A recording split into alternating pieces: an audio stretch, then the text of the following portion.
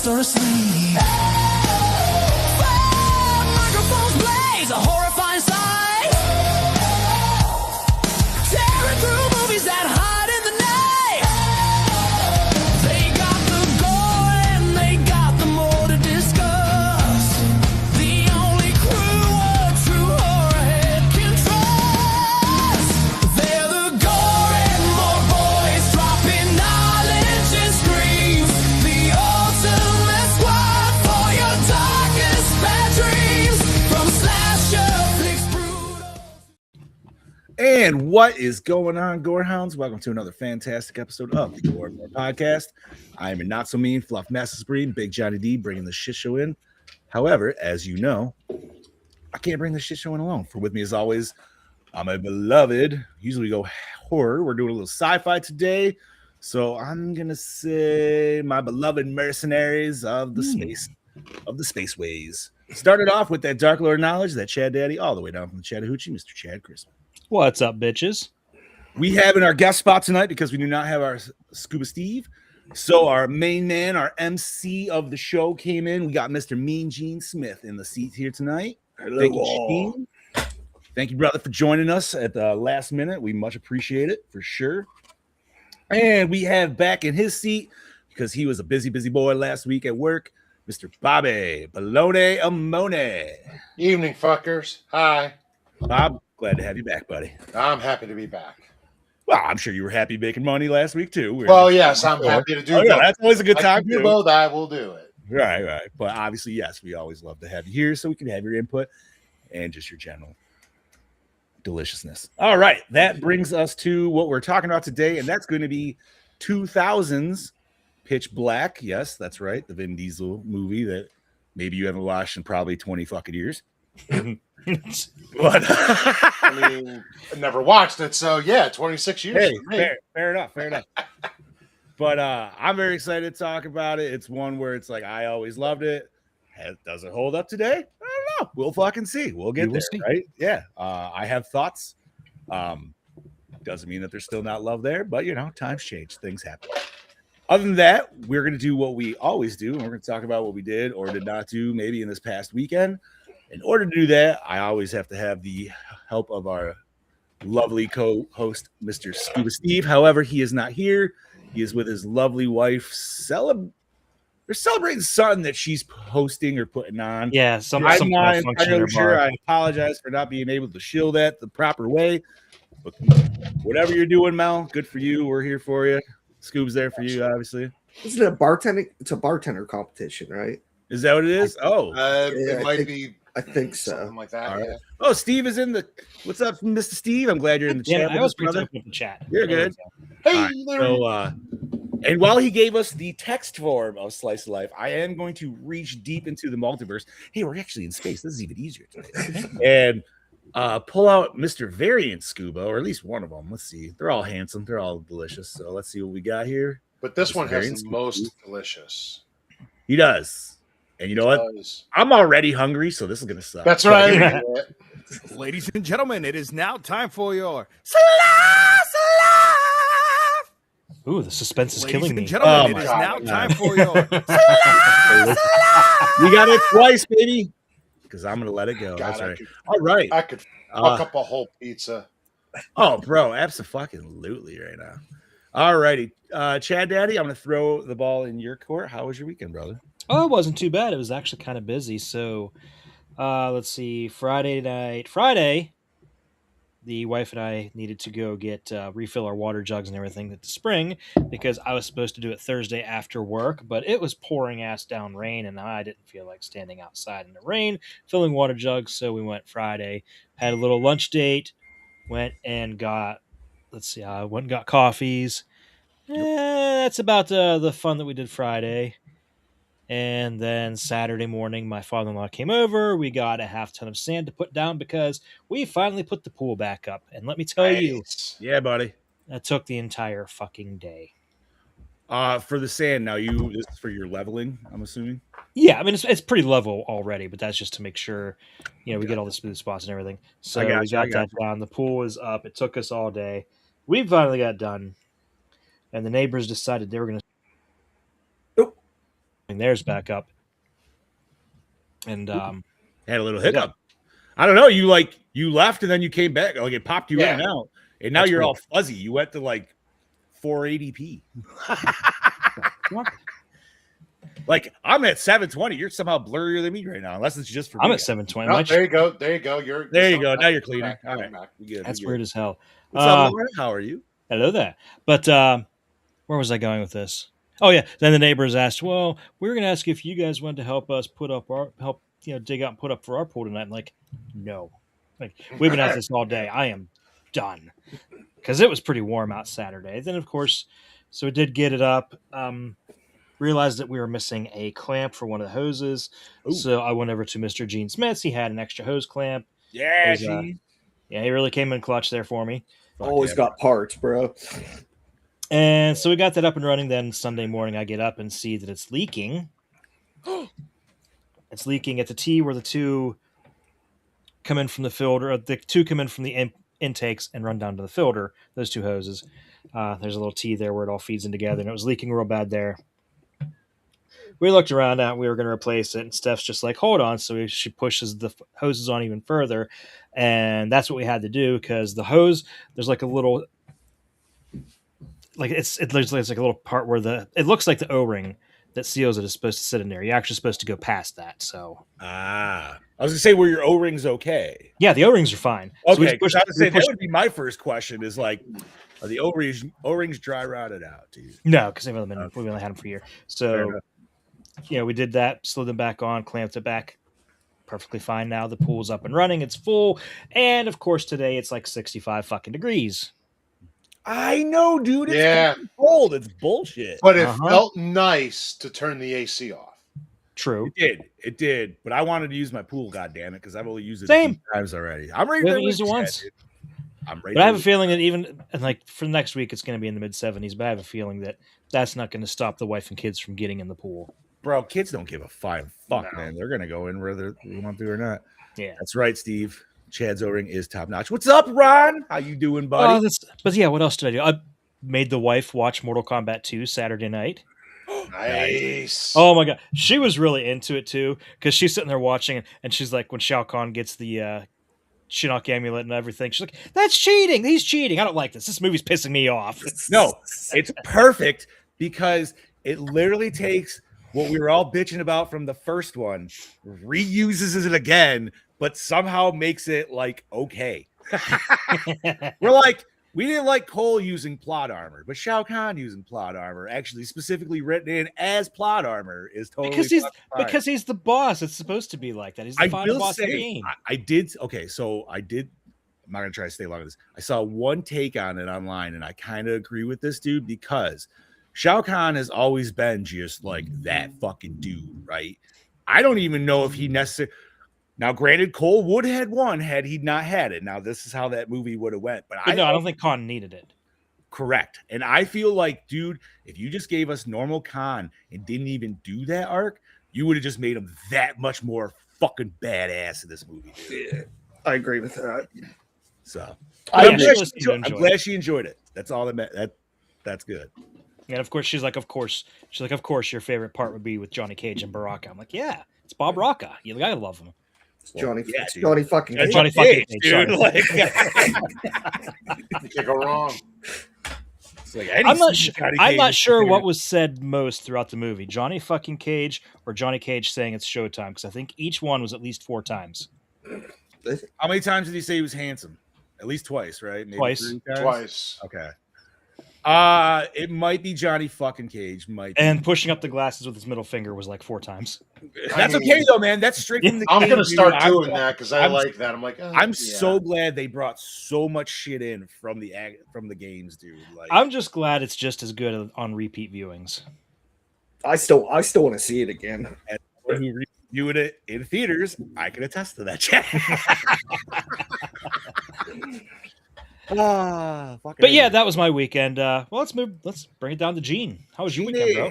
And I really didn't do anything. Work around the house, painted a couple of things, just trim stuff, crappy stuff like that, not fun stuff.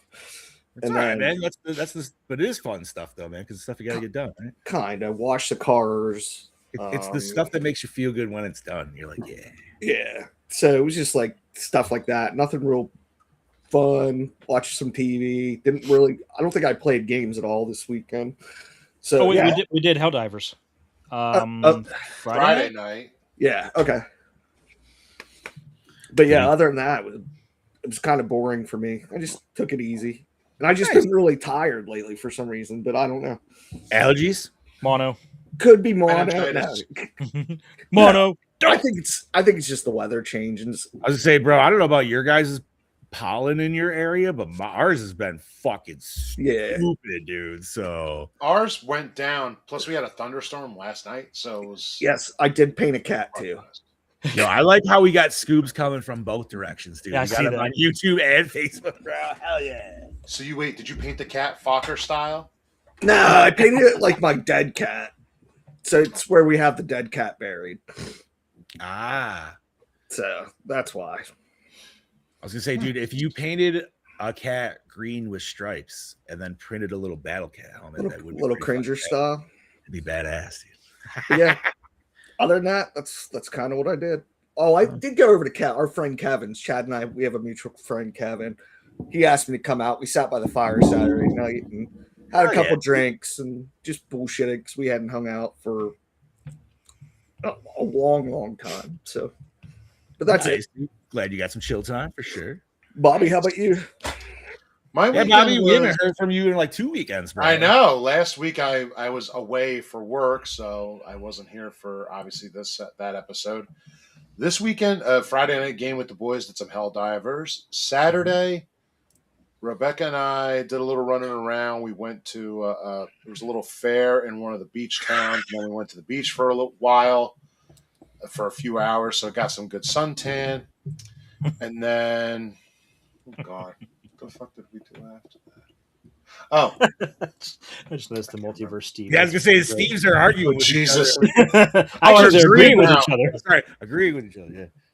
So we come home, and a couple of our friends were coming over. So we went to Dave and Buster's right over here in the Freehold Mall, and it's brand new and it's big. It's got a lot of fucking games. So it was nice to go check that out. So we went there. We were playing games, and then we sat down, had a couple drinks, and had a couple little things to eat. You said Dave and Buster's? Yeah, it's literally a 5-minute drive. So that's awesome. Do they got the new human crane there? Because they just put that at our Dave and Buster's. Did they? The thing is, I'm too fat to go into it, but I want somebody to go in there so I can control them to get whatever. I don't believe they did it this one. It's big, but no, I don't think they had that here. Yeah, That'd be great if they did. I think they have the space for it. But they had a lot of fun games. Like I love Dave and Buster's every once in a while. It's always fun.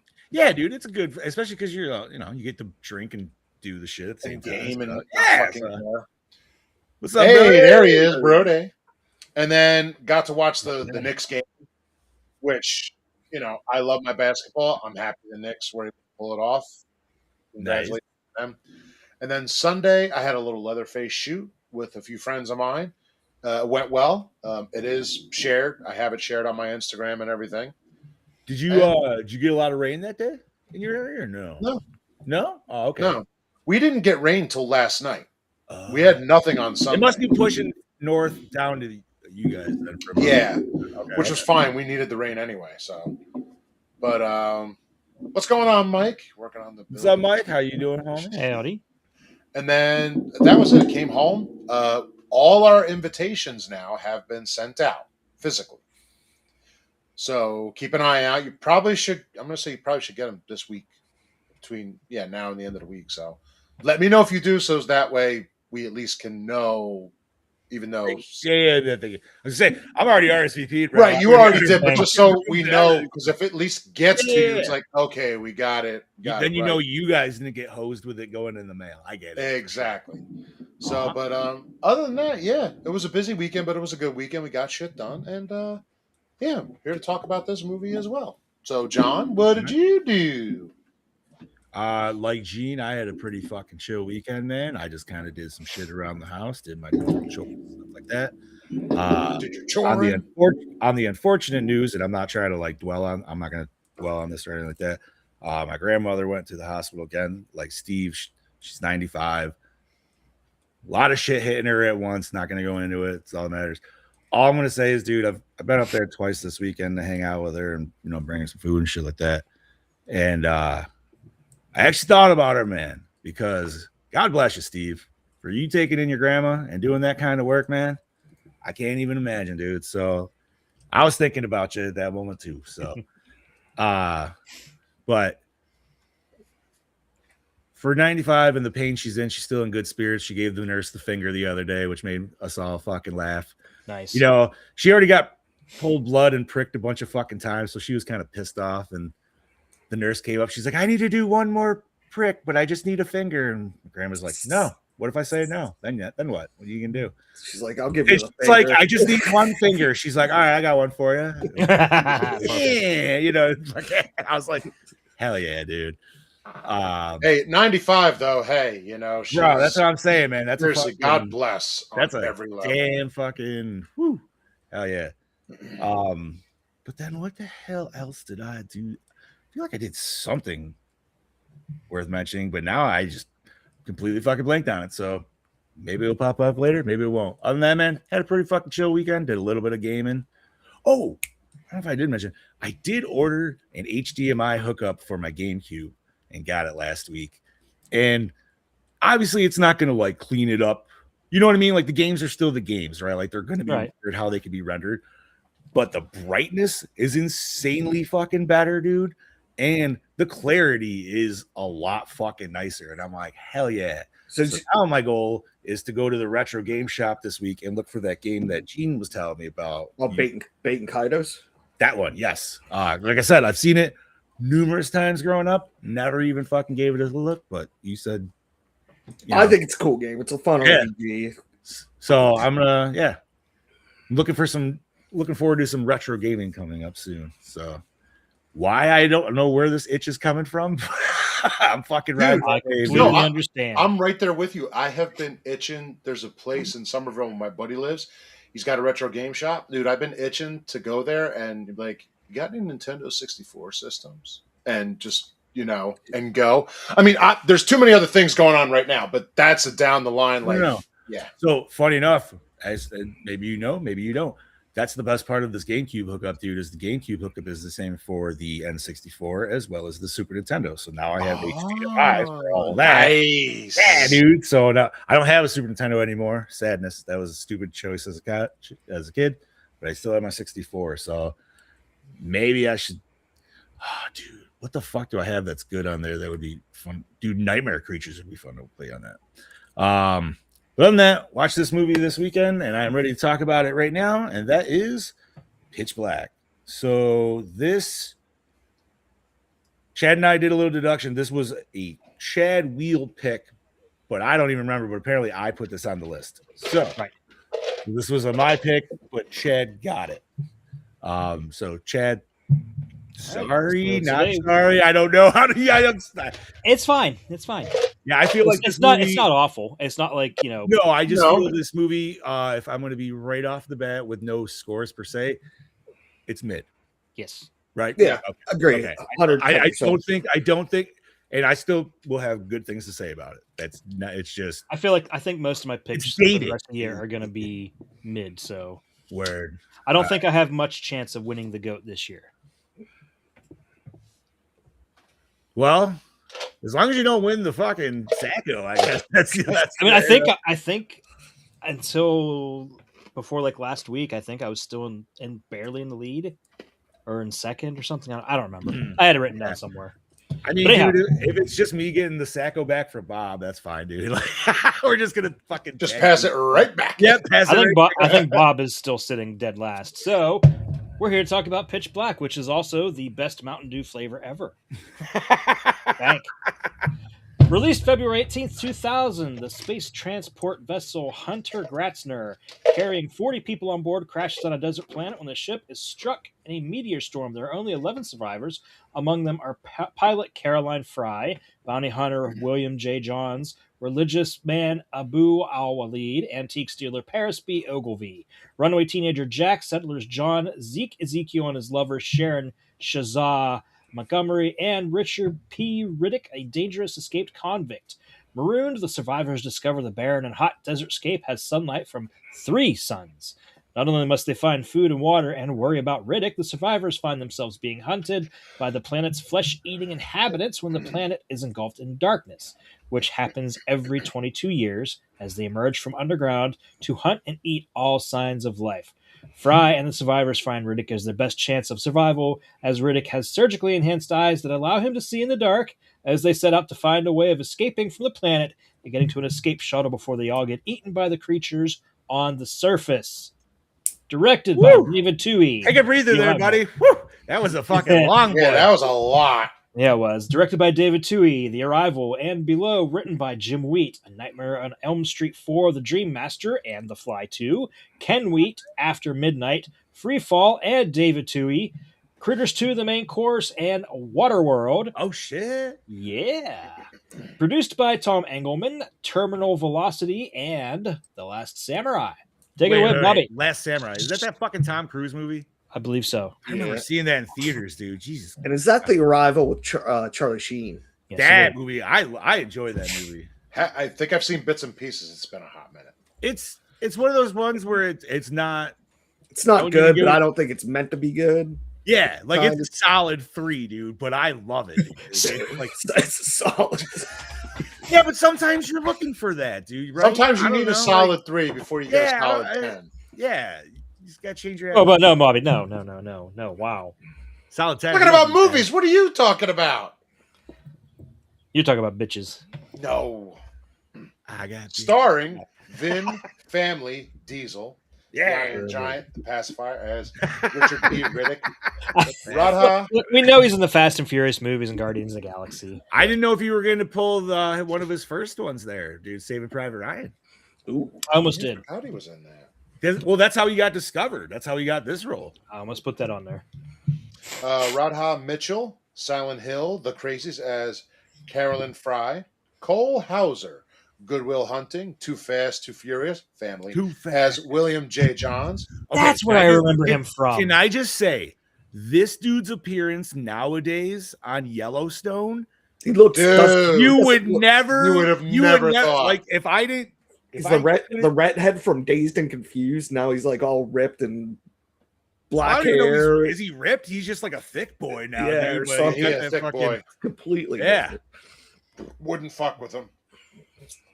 Rihanna Griffith, 15 Amour, Home and Away as Jack. Keith David, Masters of the Universe, Revolution. The Princess and the Frog as Abu Ali Awali. I heard you say it, but now I can't say it the same way. Abu al-Walid. Wally, there we go. Lewis Fitzgerald, 13 Lives, Harmony as Paris P. Ogilvy, Ogilvy, whatever. Ogilvy. Black, Fairscape, Queen of the Damned as Sharon Shaza Montgomery. John Moore, White Chicks, Cold Turkey as John Zeke Ezekiel. Simon Burke, The Devil's Playground, Deepwater as Greg Owens. A total body count of 11 humans and 16 aliens. Really? I guess it'd be more than that if you include all the other people that died in the crash. Died on the shit. Are the alien kills even when the aliens kill the aliens? I think. No, I don't. Or is it just when? Okay, no, that's fine. That's not even a thing to dwell on. So, Gene, you want to take it over, buddy? Sure. Music by Graham Revell, Crow, Mighty Morphin Power Rangers, the movie. Cinematography by David Egby, Mad Max, Eurotrip. edited by Rick Shane, I would assume. The Incredible Hulk, Nightmare on Elm Street, effects and makeup. John Cox's Creature Workshop, Scooby-Doo, Gods of Egypt. Distributed by Universal Pictures. Runtime 108 minutes. MPAA rating R. Budget 23 million. Grossed 53.2. Okay. So it made more money back, but it didn't do the triple amount like it should, right? Like that's what it needs to hit. I can't remember. I don't think that. I think that's more modern era of that. Okay, 2000. I think 2000. It was as long as you were double your budget, you were good, and it's that right. close. I mean, it's obviously considered a success because we got more Riddick movies. Right, we got a sequel, and then we got another sequel. Way fucking longer later. So, and isn't it now? The fourth one coming. Isn't it now too? Like movies, if it makes X amount of money, like half of that's almost marketing anymore. Yeah, that's right? why they say you need to make triple the amount of what it costs to even pull in like actual money. Yeah, gotcha. Which is fucking ridiculous.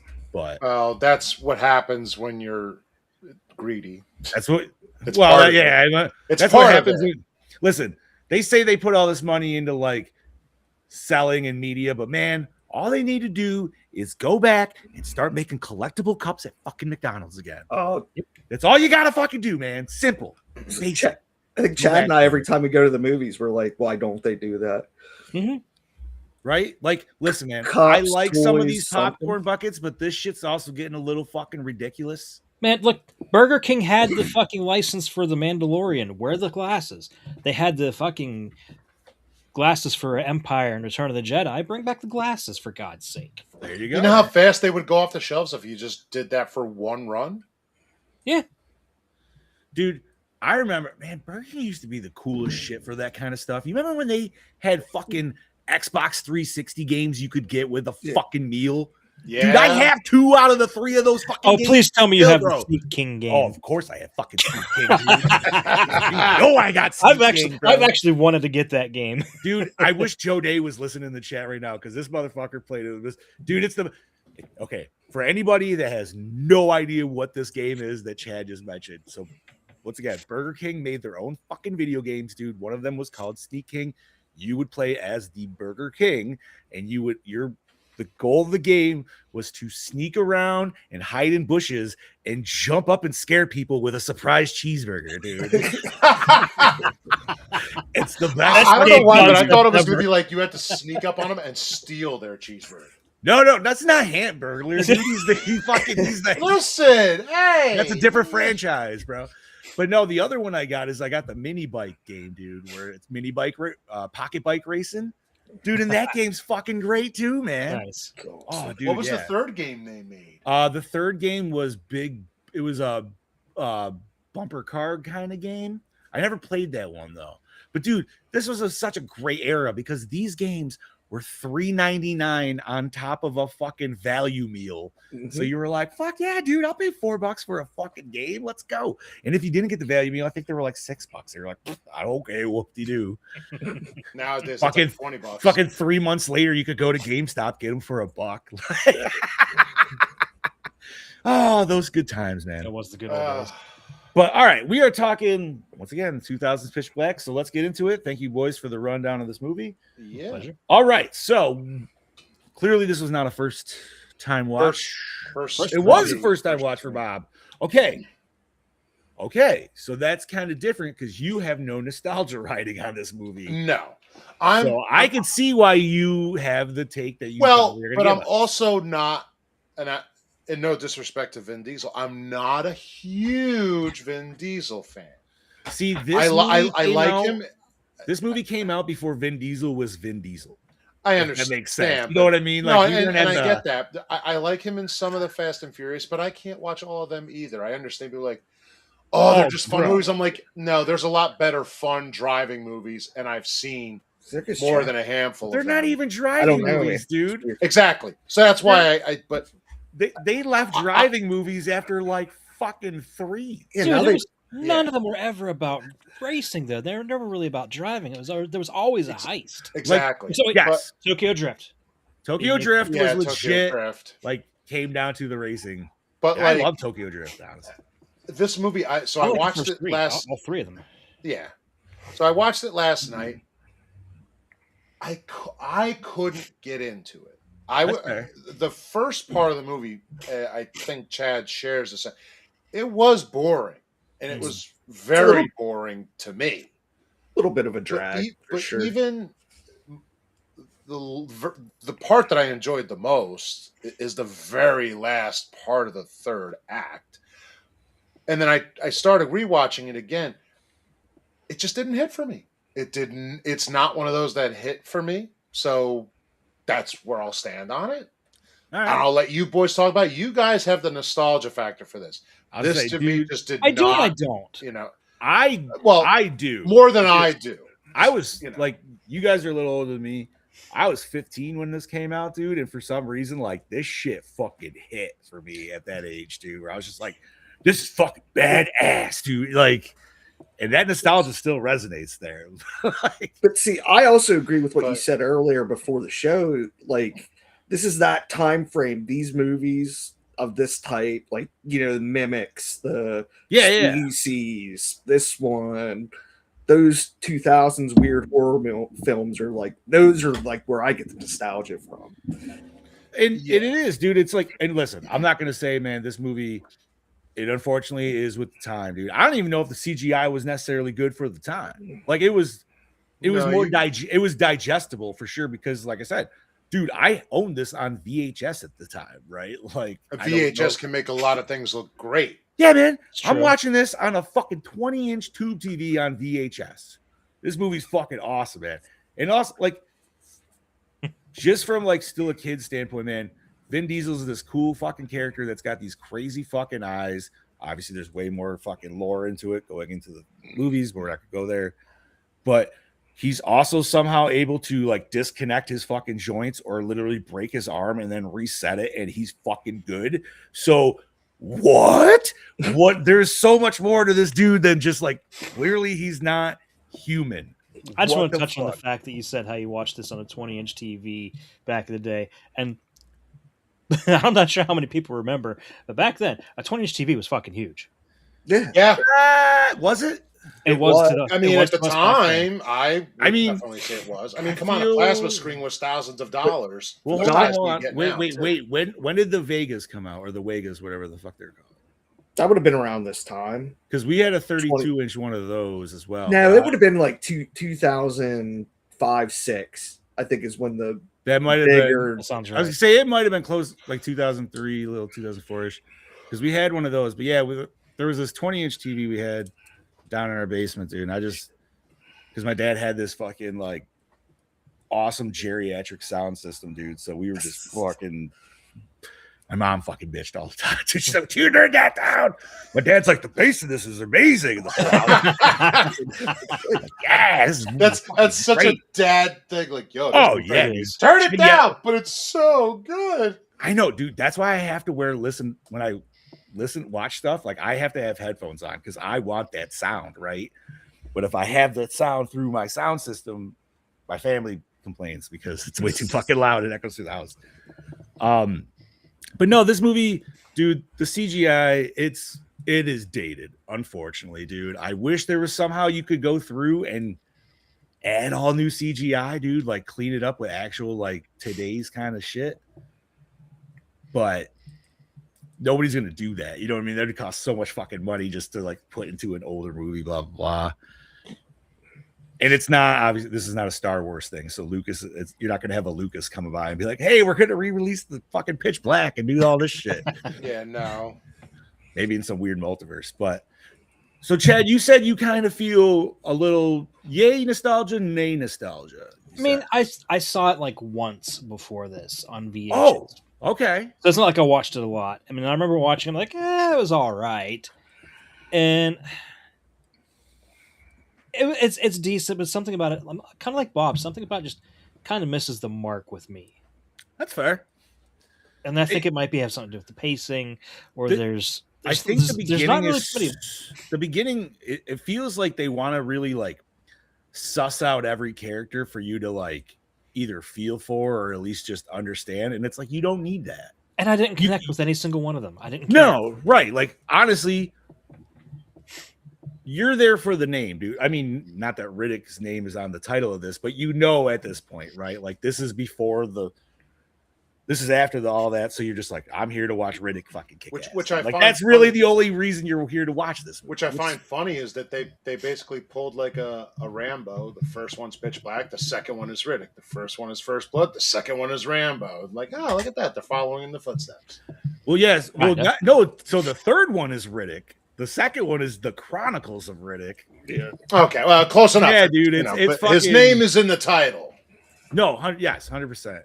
Well, because like he wasn't necessarily supposed to be the main character of this movie. That's what I'm guessing. Like, the fact that people loved him is why the other ones got made. Well, that, and I'm sure Vin started to get some pace too. Theoretically, if you look at how the movie's set up, the captain is the main character, right? Mm-hmm. Yeah.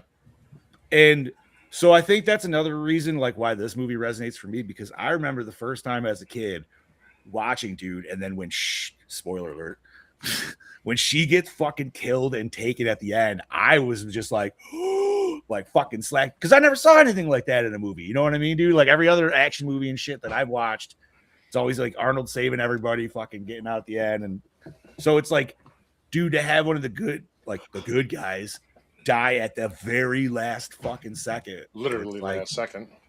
Oh fuck, dude. And I feel like that was a resonating moment for me for this movie.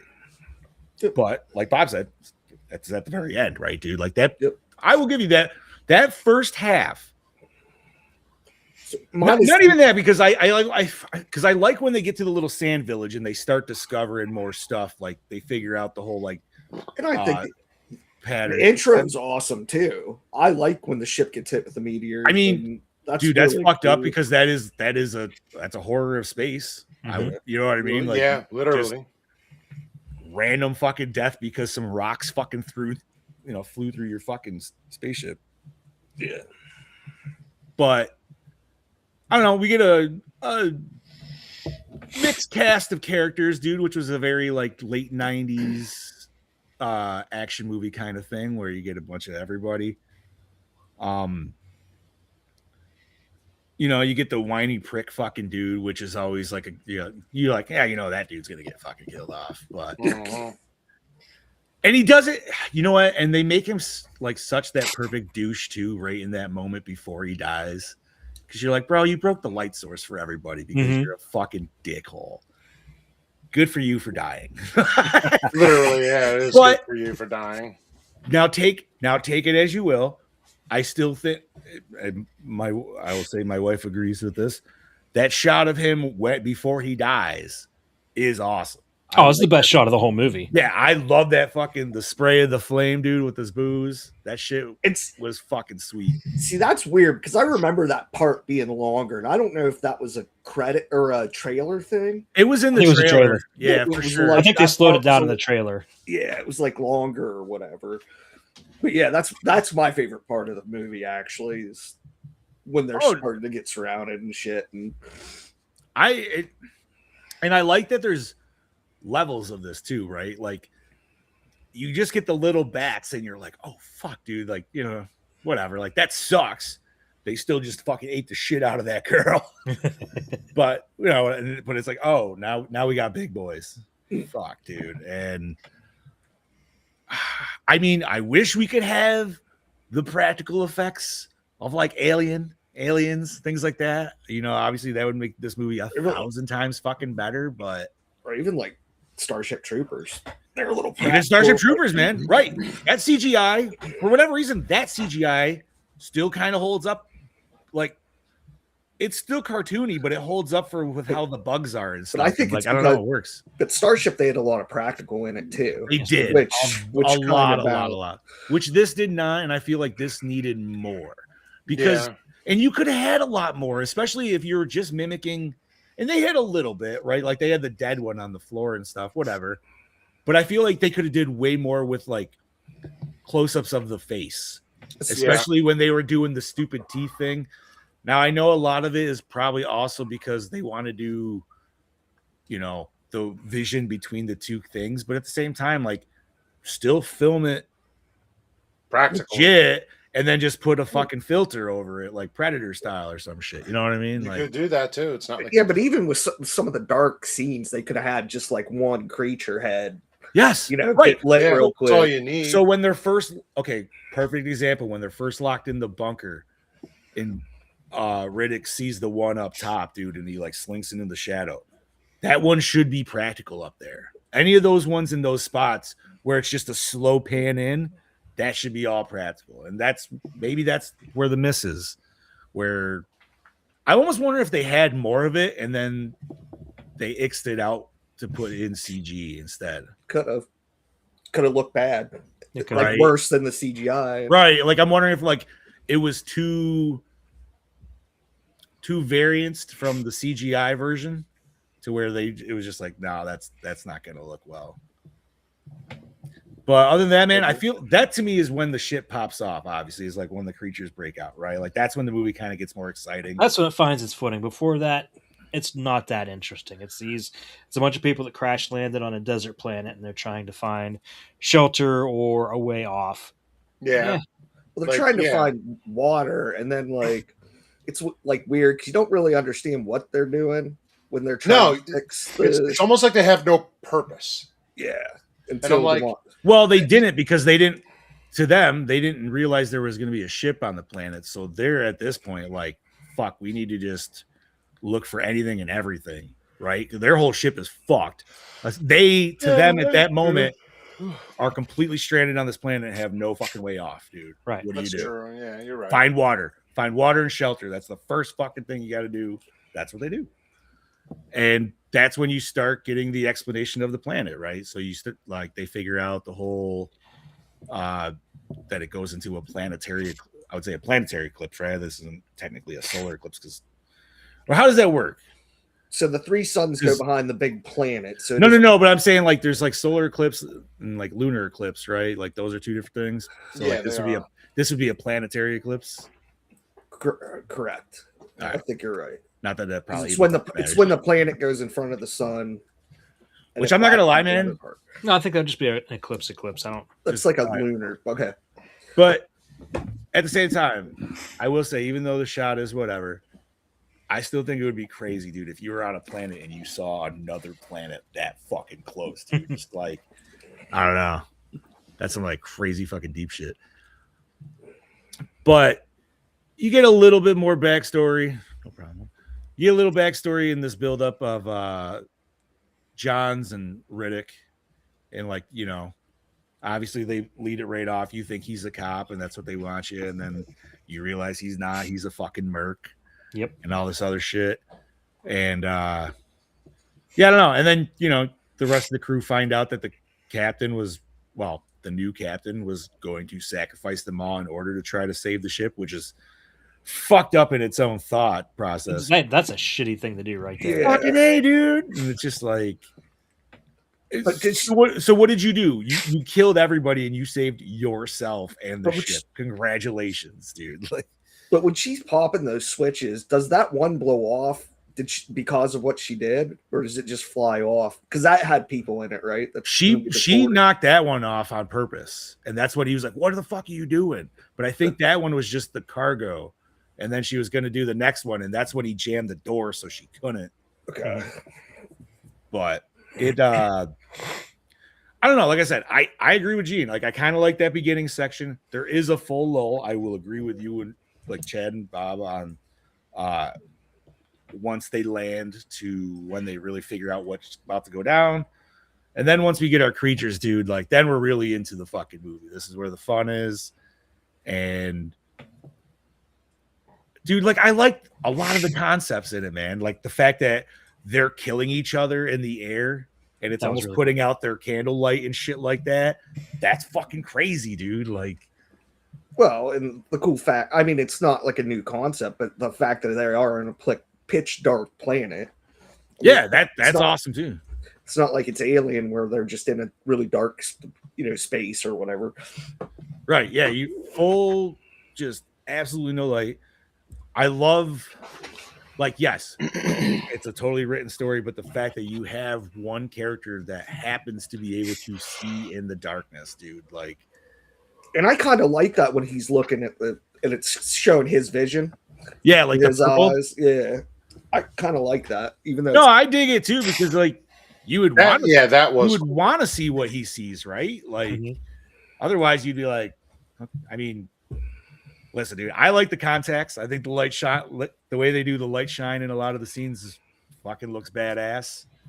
That does look cool on him. I will say that. One of the stupidest scenes, though, I will fully fucking admit, is when. So it's when the captain goes into the caves searching, and she's about to get attacked. Like she kind of first sees the creatures under there. Yeah.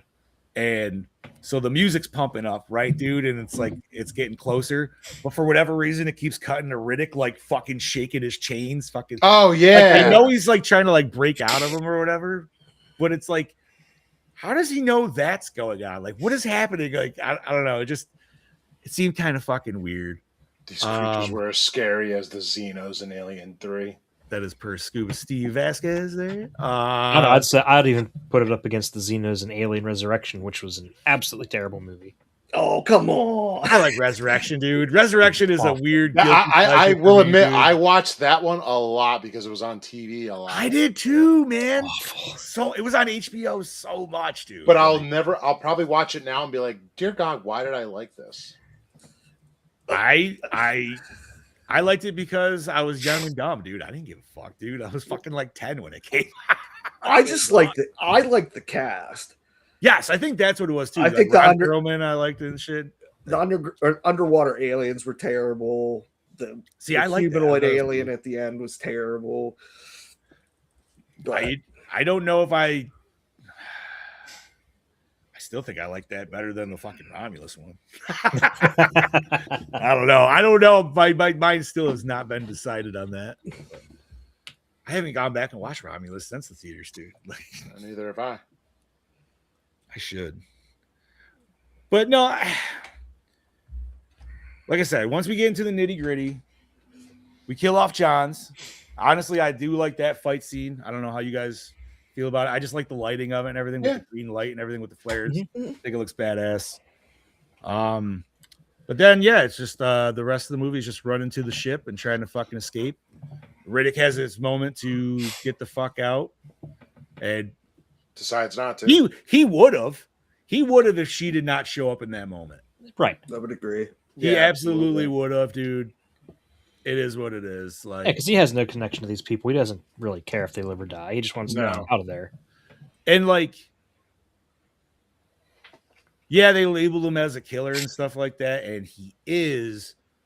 But obviously, his story is like so much bigger than what they lead on into this shit and everything. I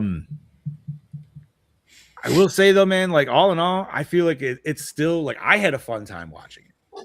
Yeah, but I will say the CGI the first couple times you're just like, ooh, that's pretty fucking rough, dude. But then I feel like as long as you can like take a couple rips, you're like, all right, here we go, dude, we're good.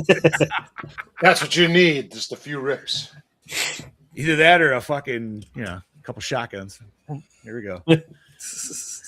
But any other thoughts that you boys have? Anything did you want to say specifically on? Like, I feel like I wasn't trying to take the lead on this or anything. I actually don't mind when you guys take the lead and I sit back and just pipe in whenever because I got all the behind the scenes stuff. That's my that's fine. That's fine. No, I didn't really have much to say other than it just didn't hit for me. Like I said, no, and you know what, dude? First time watch with this dated CGI, I can absolutely understand where you are coming from, bro. Like I can't like. Normally, I might have a debate on that, but no, I can 100%. No, other than that, I'm not. It's not a bad movie. It's not bad. But hey, listen, there's a reason you got 2 more sequels, right? It could have been, for me, could have been better. Now, I think it's just that middle bit of lull. Yeah, kind of. If that was maybe shortened down, or they put something different in there, that little bit is kind of hard. It was long. That when I saw an hour and 48 minutes, I'm like, oh, okay, that'll probably. I think it's because it's just them going back and forth between like 2 locations, like 3 different fucking times, right? Yeah, because they're at the ship. Then they go to the fucking thing. Then they go back to the fucking ship. then they try, it's so yeah, I 100% agree. Oh, fuck. Scoobs also said he was kind of bored at first as well, and he almost had seizures at the beginning. He had all his Govee lights on and almost. Oh my god! I never even thought to watch it down here with the Govee lights, dude. Holy shit! Yeah, actually, probably would have been kind of cool with the planetary like that. Hold on, I think Bob saw a squirrel. Squirrel. Sometimes it happens, dude. All right. Well, we do have 2 videos. We do have one from Scuba as well, and we have one from Mr. Brody Kane. I believe I got Mr. Kane loaded up right now, and then we will pop up Mr. Scoob Steve. All right. Brody Kane, everybody. Heavy duty there, folks. It's your Kanga Banger back for another episode of Gore. More on this week. I'm here to talk to y'all about Pitch Black. So, Pitch Black, I seen many, many fucking moons ago, and it was really good to go back and suss it out today. It's a bit of a mixed bag for me, mainly more positive than negative. But yeah, I definitely feel like it's definitely a product of its time. Don't get me fucking wrong. And I've got to take it for what it is, but there's some certain things about this movie that just sort of took me out of it. But yeah, the CGI in this movie is absolute fucking heinous in certain elements and certain scenes, especially how the scene of the scenario plays out. It doesn't do these creatures justice, even though the creatures are pretty damn cool in their own little unique, weird way. So I kind of feel like it took me out of the film for that shit. The runtime of this movie, I felt like it could have been trimmed down a little bit more, maybe 20 minutes max, just to give us a nice, neat, tight little fucking science fiction horror film like this. They do a really good job.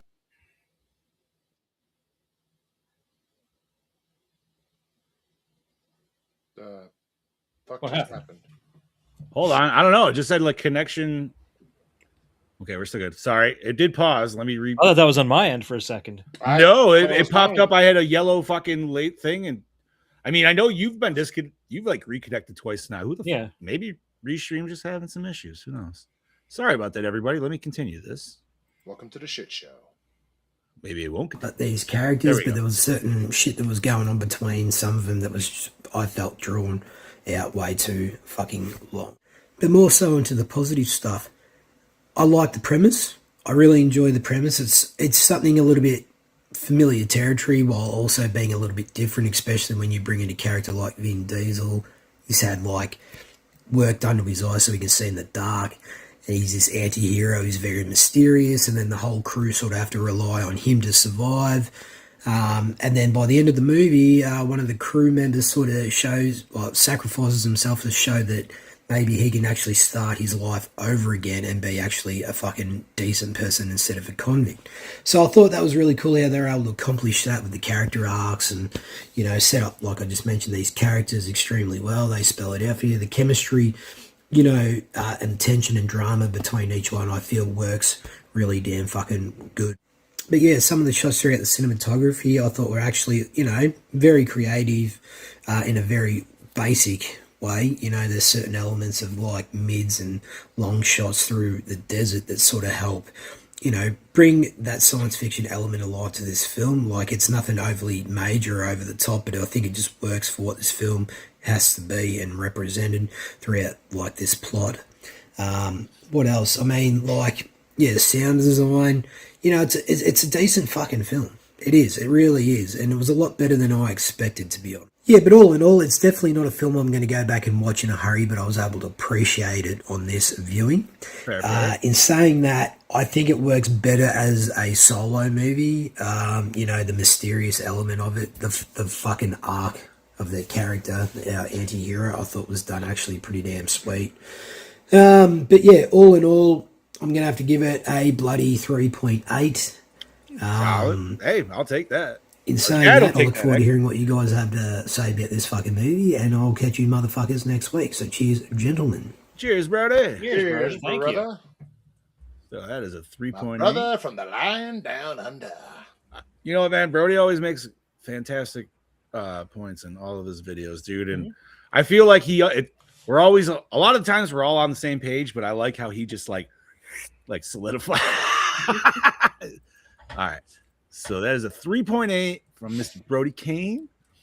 So there's one for that in the Chad Daddy pocket. So let me get rid of that source and pull in Mr. Vasquez. Okay, so heads up. We already know homie's at a bar.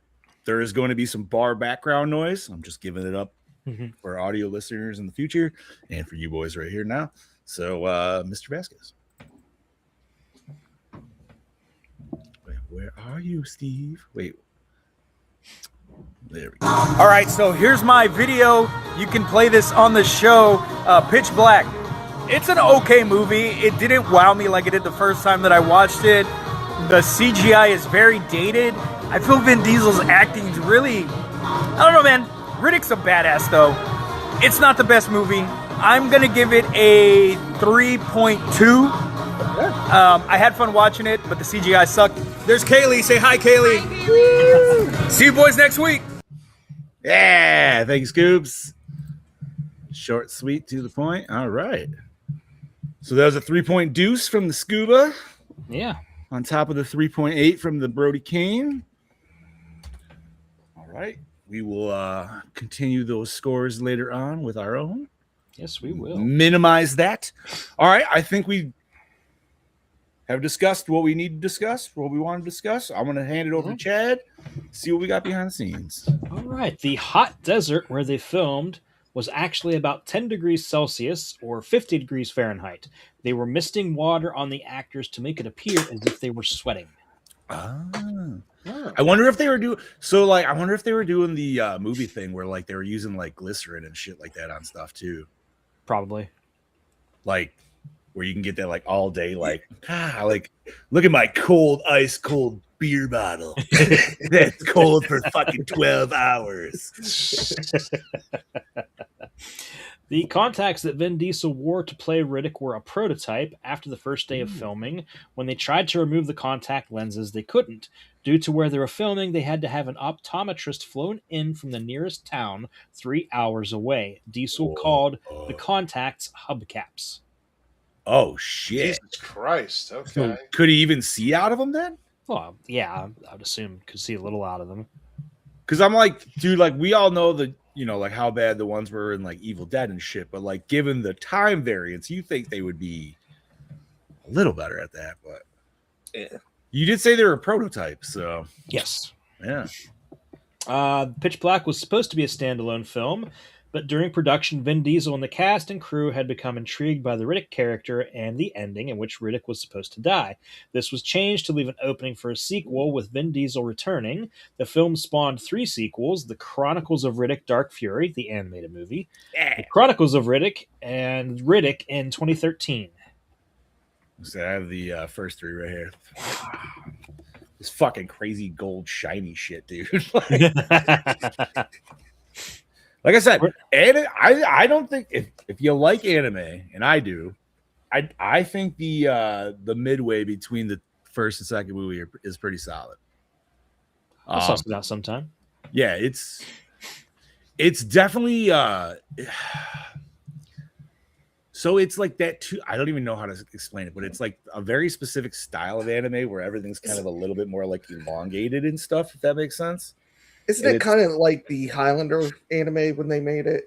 Never seen that, but I was gonna say, like, you did mention Animatrix earlier, and there is some snippets from that feel very like what this is. So, which now I want to check that out because I haven't watched that shit in like fucking since that shit came out.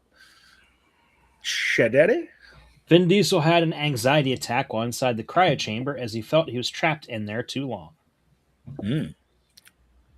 Okay, that's claustrophobia. Yeah, I can potentially understand that. Things like that don't bother me. I don't think it would either. My problem would be like not falling asleep. Like, oh man, it's comfy in here. Yeah, if it's comfy, I don't care how small it is. I'm going to bed. Like, wow, vampires really have this figured out. Fucking A, dude. Holy shit! Like, oh man, like it actually keeps my arms. No, you know something? No wonder they sleep for centuries. No wonder why they're 200 years old and they haven't aged. They sleep right. That's a trick, huh? That's what I mean. The contact lenses Vin Diesel wore in the movie, while a prototype during production, were briefly available to the public from Lens Quest following the release of the film. They were called Shine Job, like in the movie. No shit. I don't know why though. You say shine job, and I'm like, I hear someone going, Man. you want a shine job? 2000s For contact how time was fucking much? cool. I had a friend that wore like the whiteout ones. Yeah, He was a club kid, but he always wore the whiteout. Like where he the just white had eye. just the pupil. Yeah, the black people. Yeah, there was one kid that had just one of those, and then there was another one, like it made his eye like just like a weird ring. I don't know, it was cool, dude. Yeah, like I mean, for me, I remember at that time it was just like, you know, it was coming from Limp Bizkit with Wes Borland, and everybody's like, oh, fucking those shits, dude. Spawned off from that. What a time that was. I know, man. 2000s was fucking awesome. I don't give a shit what anybody says. I know I'm biased because I lived that time, but I don't care. Like 90s was cool too, but 2000s had its own vibe. And I don't know, man. 90s was peak. See, your 90s was for me for my 2000s for age-wise, so that makes absolute sense. But 90s was fucking awesome, dude, because that was still like pre-internet era, like early 90s, dude. Oh, fuck yeah, dude. The grunge era and everything. It was great. Untapped, dude. Just 85 to 95. That's where I'm at. Analog, like baby. All right. Sorry, didn't mean to get old and reminiscent here. The film developed from David Twohy's unused idea for Alien 3 involving a space prison. Oh, wow.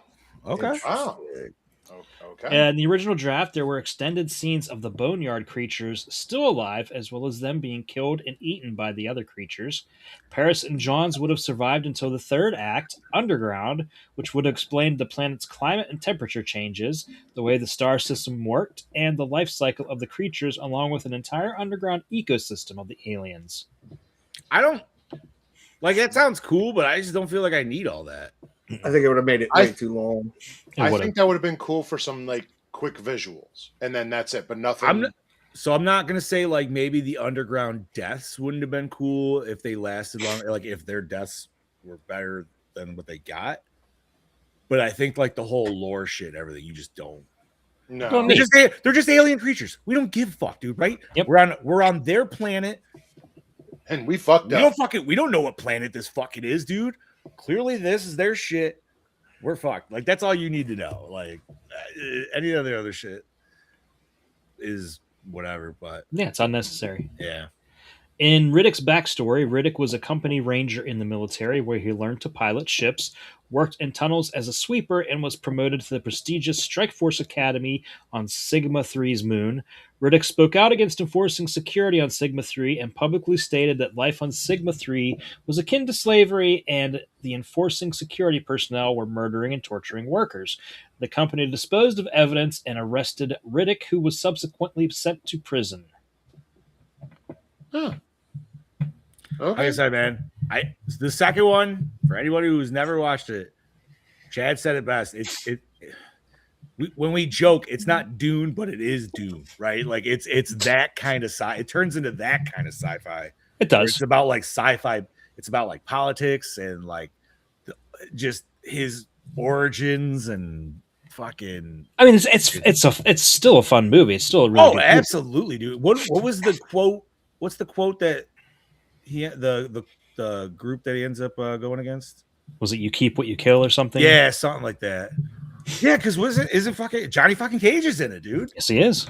Oh my god, dude, he's young as fucking young Johnny Cage. Dude. it is a good movie. I forgot he's in that shit. Holy god, it's been a minute. All right. When Caroline sees Johns injecting drugs into his eye, she refers to him as a hype.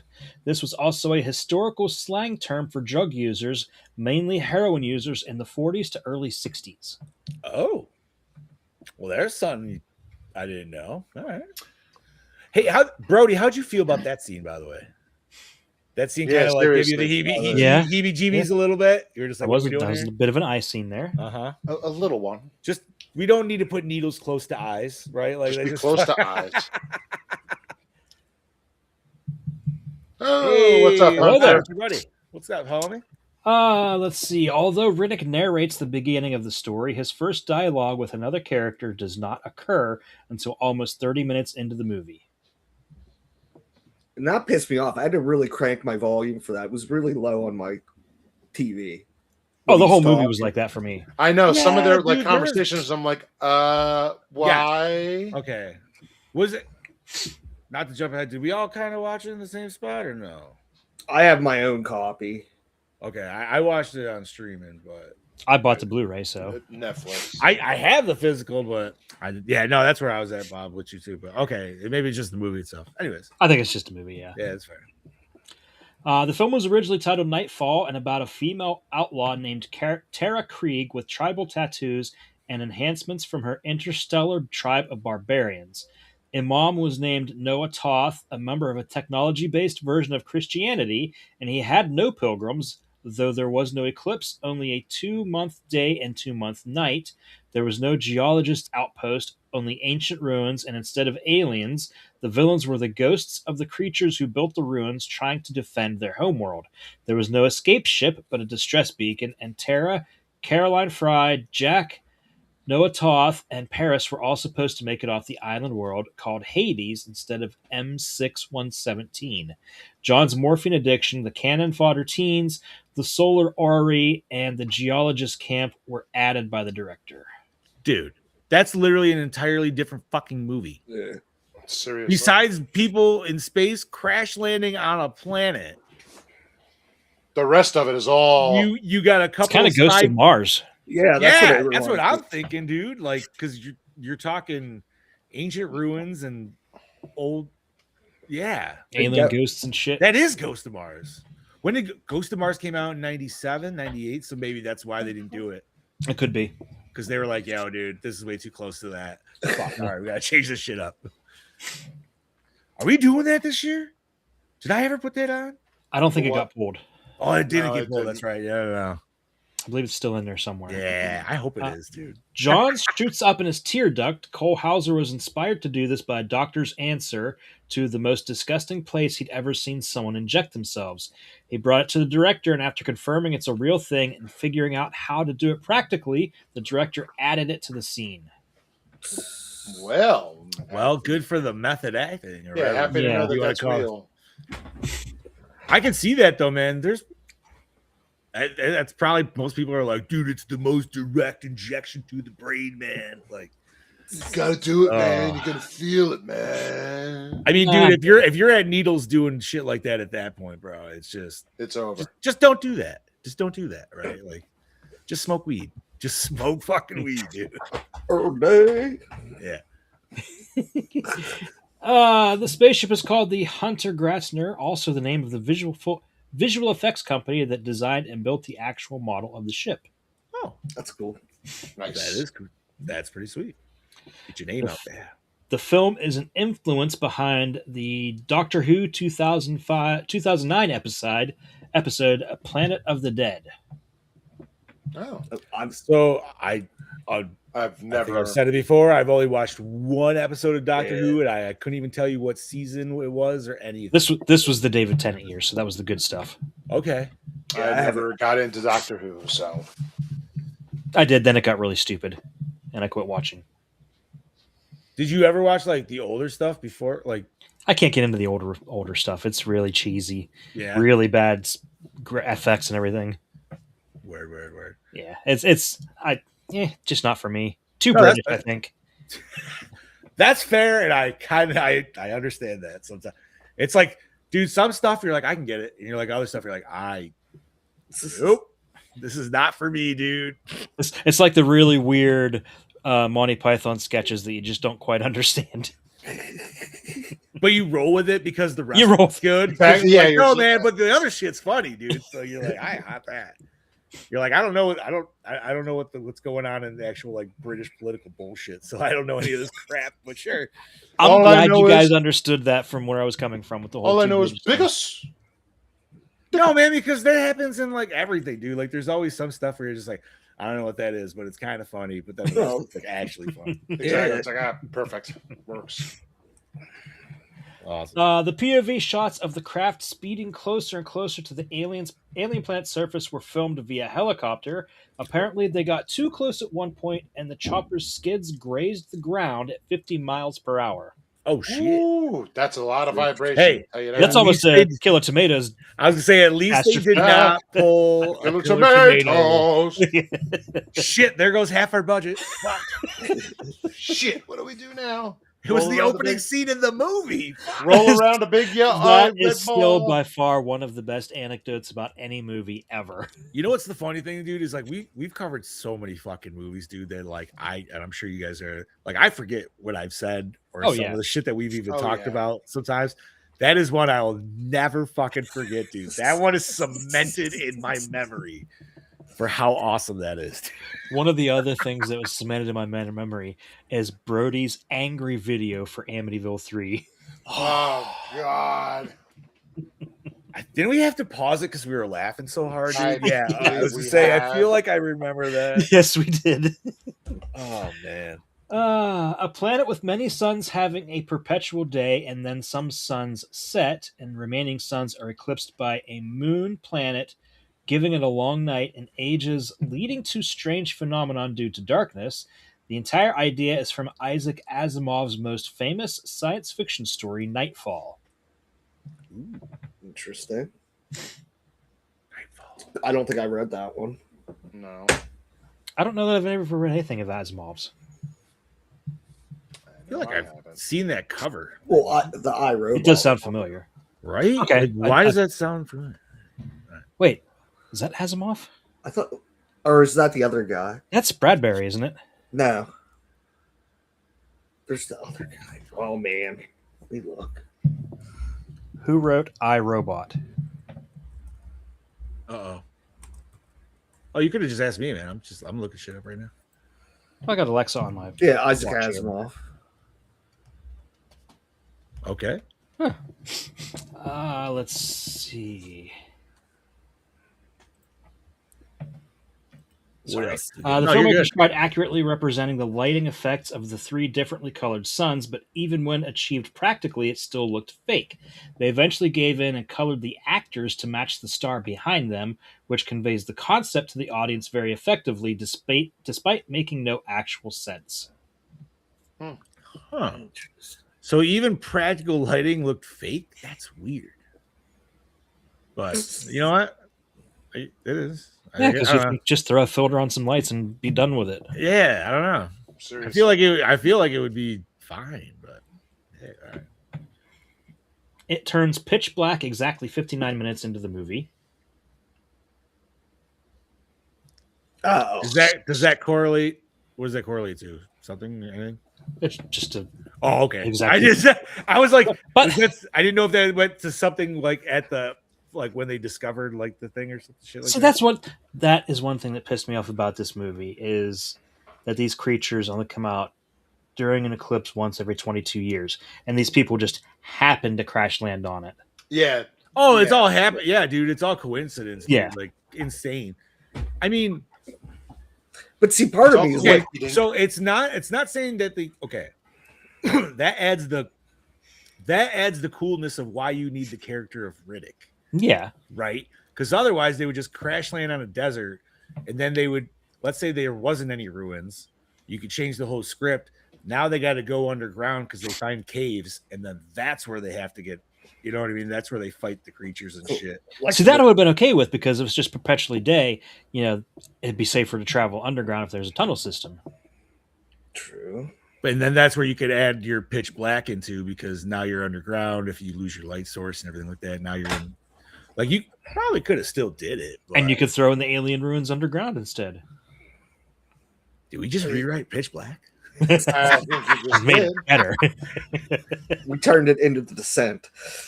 I was saying, Pretty yeah, we much, kind of yeah. just did, didn't we? Set the descent of sci-fi instead. You know what, of Gene? horror. Yep. We forgot. But it's gonna be shittier, so it's gonna be the cave. We forgot the one crucial thing.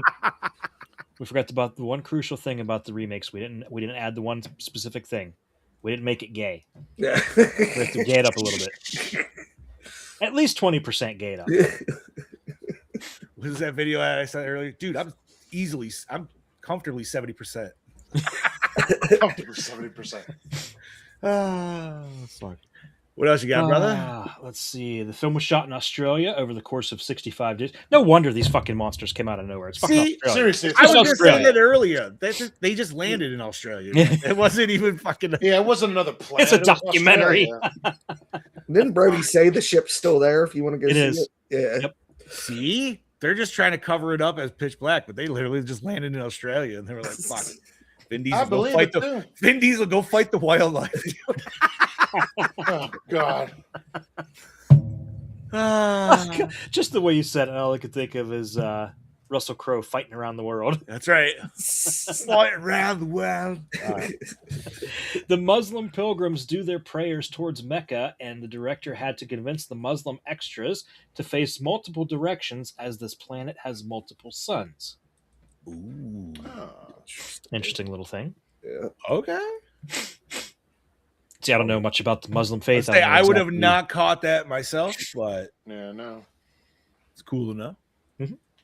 The out of focus shots are intentional, and the director recalls having to work hard to convince the cameraman to do it on purpose. Yeah, but some of those I like, dude, because like then like it'll you'll focus on your foreground or whatever, and then it'll go that out of focus, and then it'll like those quick shots of like where Riddick's always hiding and stuff. I do like those. The moments. best was when he was just sitting up in that dude's chair. Yeah, dude, just and drinking this a beer. fucking wine and shit, dude.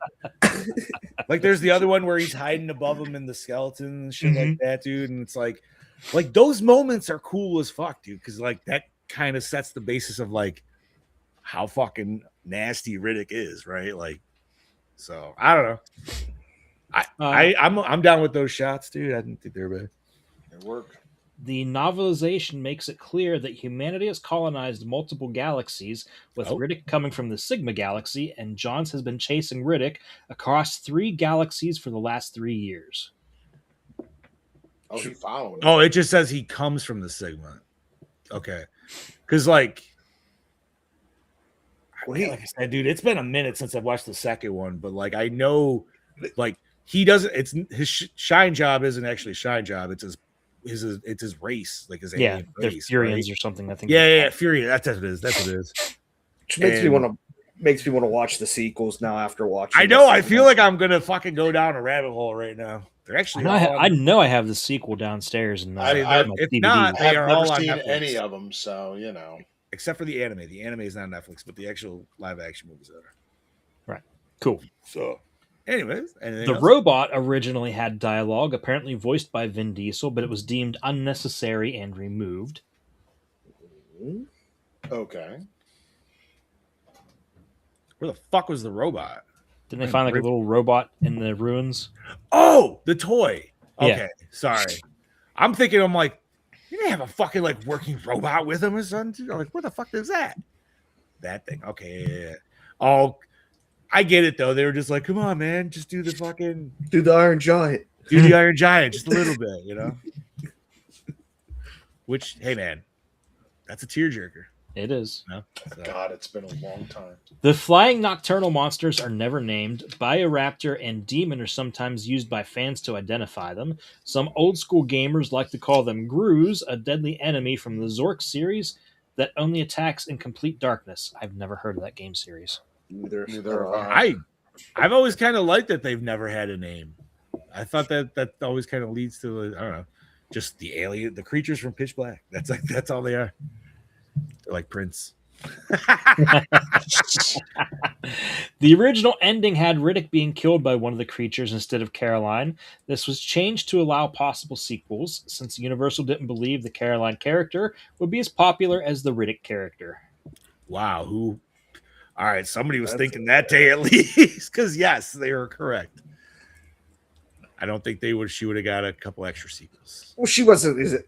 Riddick's just a way more interesting character. Oh, yeah. Absolutely, dude.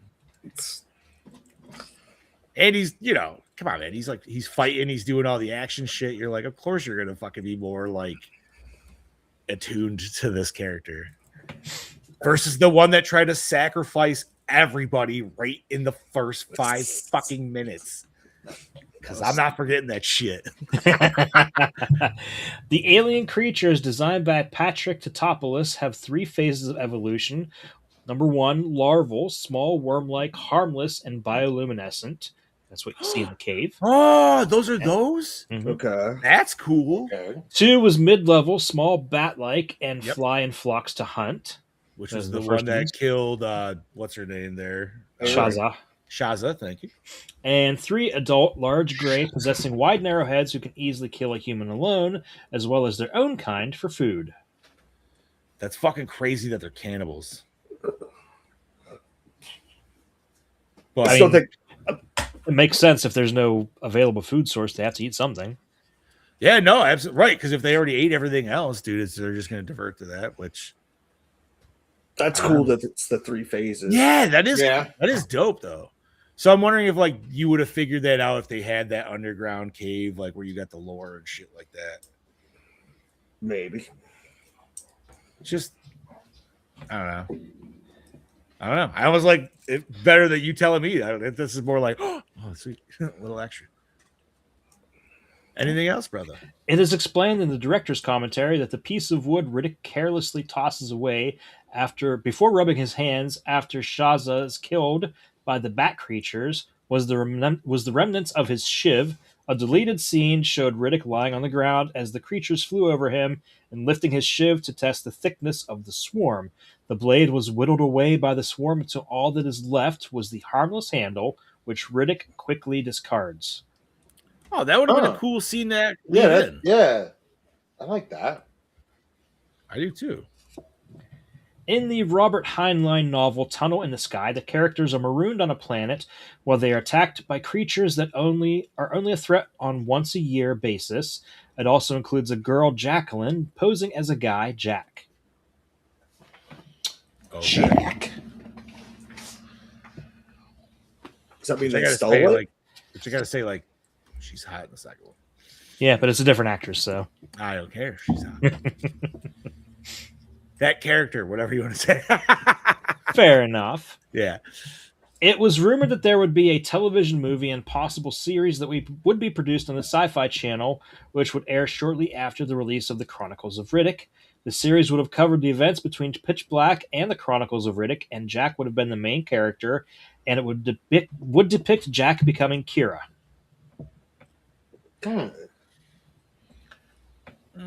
Again, I don't know much about the other one, so it sounds interesting. So long story short, because like obviously you got like the obsession over Riddick, blah blah blah. So she ends up like doing what Riddick said he did, Mm-hmm. and then she finds out, like she calls him out when he finds her in the prison, and she's like, "Yeah, you fucking lied." She's like, "You couldn't do this, you couldn't do that," and then that's when you start to discover, like, you know, he's not what he says he is. And I don't even know if he remembers at that point. I don't think he does, right? Because like it's all about bringing back his memory on the thing or something too. Yeah, Right? it's been so long. Oh, so he doesn't know that he's lying then? Oh, I don't know if he knows he's Furion, but he knows he's lying about like his eyes. Like he just knows he's always had them. Gotcha. I just don't think he remembers his like true origin or whatever the fuck. What's up, Molly? Happy Monday. Hey, Molly, happy Monday. Happy Monday, And Molly. finally, this is the only film in the Riddick trilogy in which Riddick does not kill anyone. He injures John and leaves him to die. Leaves him to die, but he does not fatally wound him. The monster kills Johns. Yep. Just cuts him to get the blood attraction. Yep. That's cool. That's it. That's Yeah. all I got. Thank you very much, Chad Daddy. My pleasure, Yes, guys. thank you, Chad, as always. Thank you, Chad. I always did like the moment too where he called out Jack, and like everybody's like, "Wait, what?" Like, yeah, that clearly a girl. Y'all couldn't tell. All right. Alrighty, so where'd y'all homies watch this? Netflix. Blu-ray. Yeah, my server. Geneflix. All right. Geneflix. And I also watched it on Netflix, even though I have the physical. But I figured I was being lazy. I already paid. Well, I was like, I pay for Netflix. I should probably use it. That's So, Fair enough. yeah.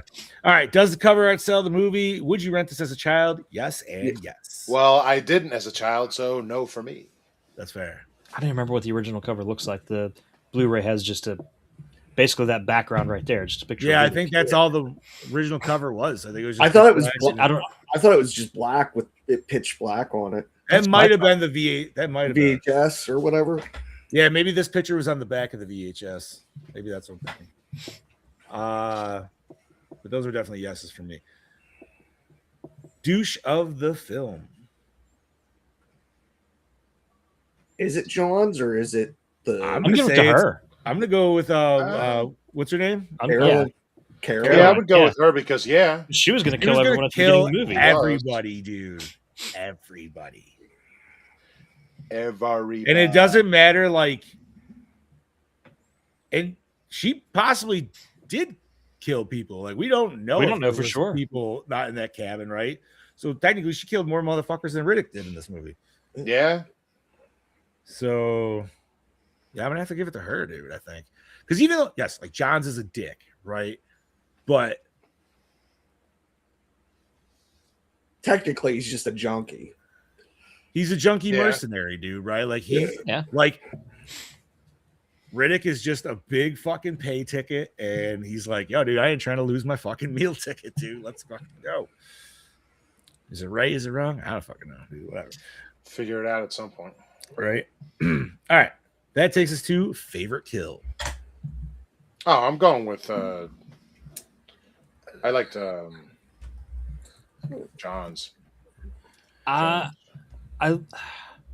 was it She got Shaza? ripped apart. She Shaza really was the got- little bats. Yeah, well, didn't she like literally get like ripped in half? Yeah, she got like pulled up into the sky and then fucking Yeah, that's got, what like, I'm going with. pieced together and shit. Yeah, I like that one. I do like when what's his Fritz dies or whatever his name is. Who's that? The glasses guy, Paris. Paris. Oh yeah. I got you. We don't really see his kill, but you can just Imagine. no. it. Actually, no. You, You do. You see it through Riddick's Vin eyes. Diesel, yeah, Vin Diesel's looking at it, and then you see them just You see there's literally throwing pieces piling on around. him, dude, like fucking a rapper. Yeah, I just like that scene. that scene is bad. Well, you can hold that too for that if you want. Yeah. That. Ooh. Dude, I might have to agree with you, Chad Daddy. I think Shaz's kill is probably like the nastiest. I mean, because who was it? Paris and John's is kind of similar, Mhm. I would say. How did the first kid die? In the He in got- the, in The the bat planetarium? thing flew into his face, and they just like stripped all the. Yeah, they stripped all the Like, flesh. that wasn't bad either, but I think I'm gonna have to go with Shaz's, dude. I think that was the most. I just wish we got that extra scene of him fucking trying out the blade after that, but That would have been cool to see. yeah, it would have. That takes us to what Gina's saying. Best scene. For me, That's it's one the last part of the third act where it was actually just amping up. So we want to say like when he put them in the cave. Yes, yeah. And when he- then yeah. and forward. Okay. Best Fair enough. scene. I know. Gene's probably going to agree with me because he mentioned it before. That was Paris spitting the alcohol on the flame. That was fucking badass. I just think that's to me. Yes, you do get to see him first, but that's when you realize you're like, oh my god, there's like hundreds of them around already. Right. Yeah. And that's like the scene of the movie, dude. Right? Like they even knew that. That's why they put in the fucking promos for it. Yeah, definitely, and it works. It's the best scene because you didn't realize, like Gene, you just didn't realize that they were literally just right there, that close, and the sheer number of them. So normally I would agree with that, and I still kind of do, but I'm actually gonna go with a curveball on this one. I'm gonna go with something we already previously mentioned, but I'm gonna go with the anytime they were showing Riddick hidden The background. in the plane open. Yeah. Anytime that shit went down, I fucking loved it, dude. Someone needs to make in the fucking lounge chair was great. Like he's like, where's Waldoing it in this? That's like, what I was gonna say. Someone needs to make a Where's Reddick book. Where's Riddick book, dude? You can just hand zooms and everything, dude. Love it. All right. That takes us to worst moment or scene. The first part of the movie where you're bored. I would agree. But that scene where Riddick is standing in front of one of the monsters in the blind spot, and it's like its teeth just kind of jut down. It was a really shitty effect. It looked really bad. See, that's where I'm saying that should have used the practical head, right? Like, They just should make have. a fucking head. Is that was probably the worst. I think I CGI might of the have whole to agree movie. with you on that because that was pretty rough, dude. That was like PlayStation 1 graphics bad. And those can be bad, especially now. It's fine if you're playing a PlayStation 1. Oh, yeah. You're setting yourself up for it, but I'm kind of in an agreement with Bob here. Like, it's not the beginning; it's that probably middle, like 20-minute jump. That's just a little bit too.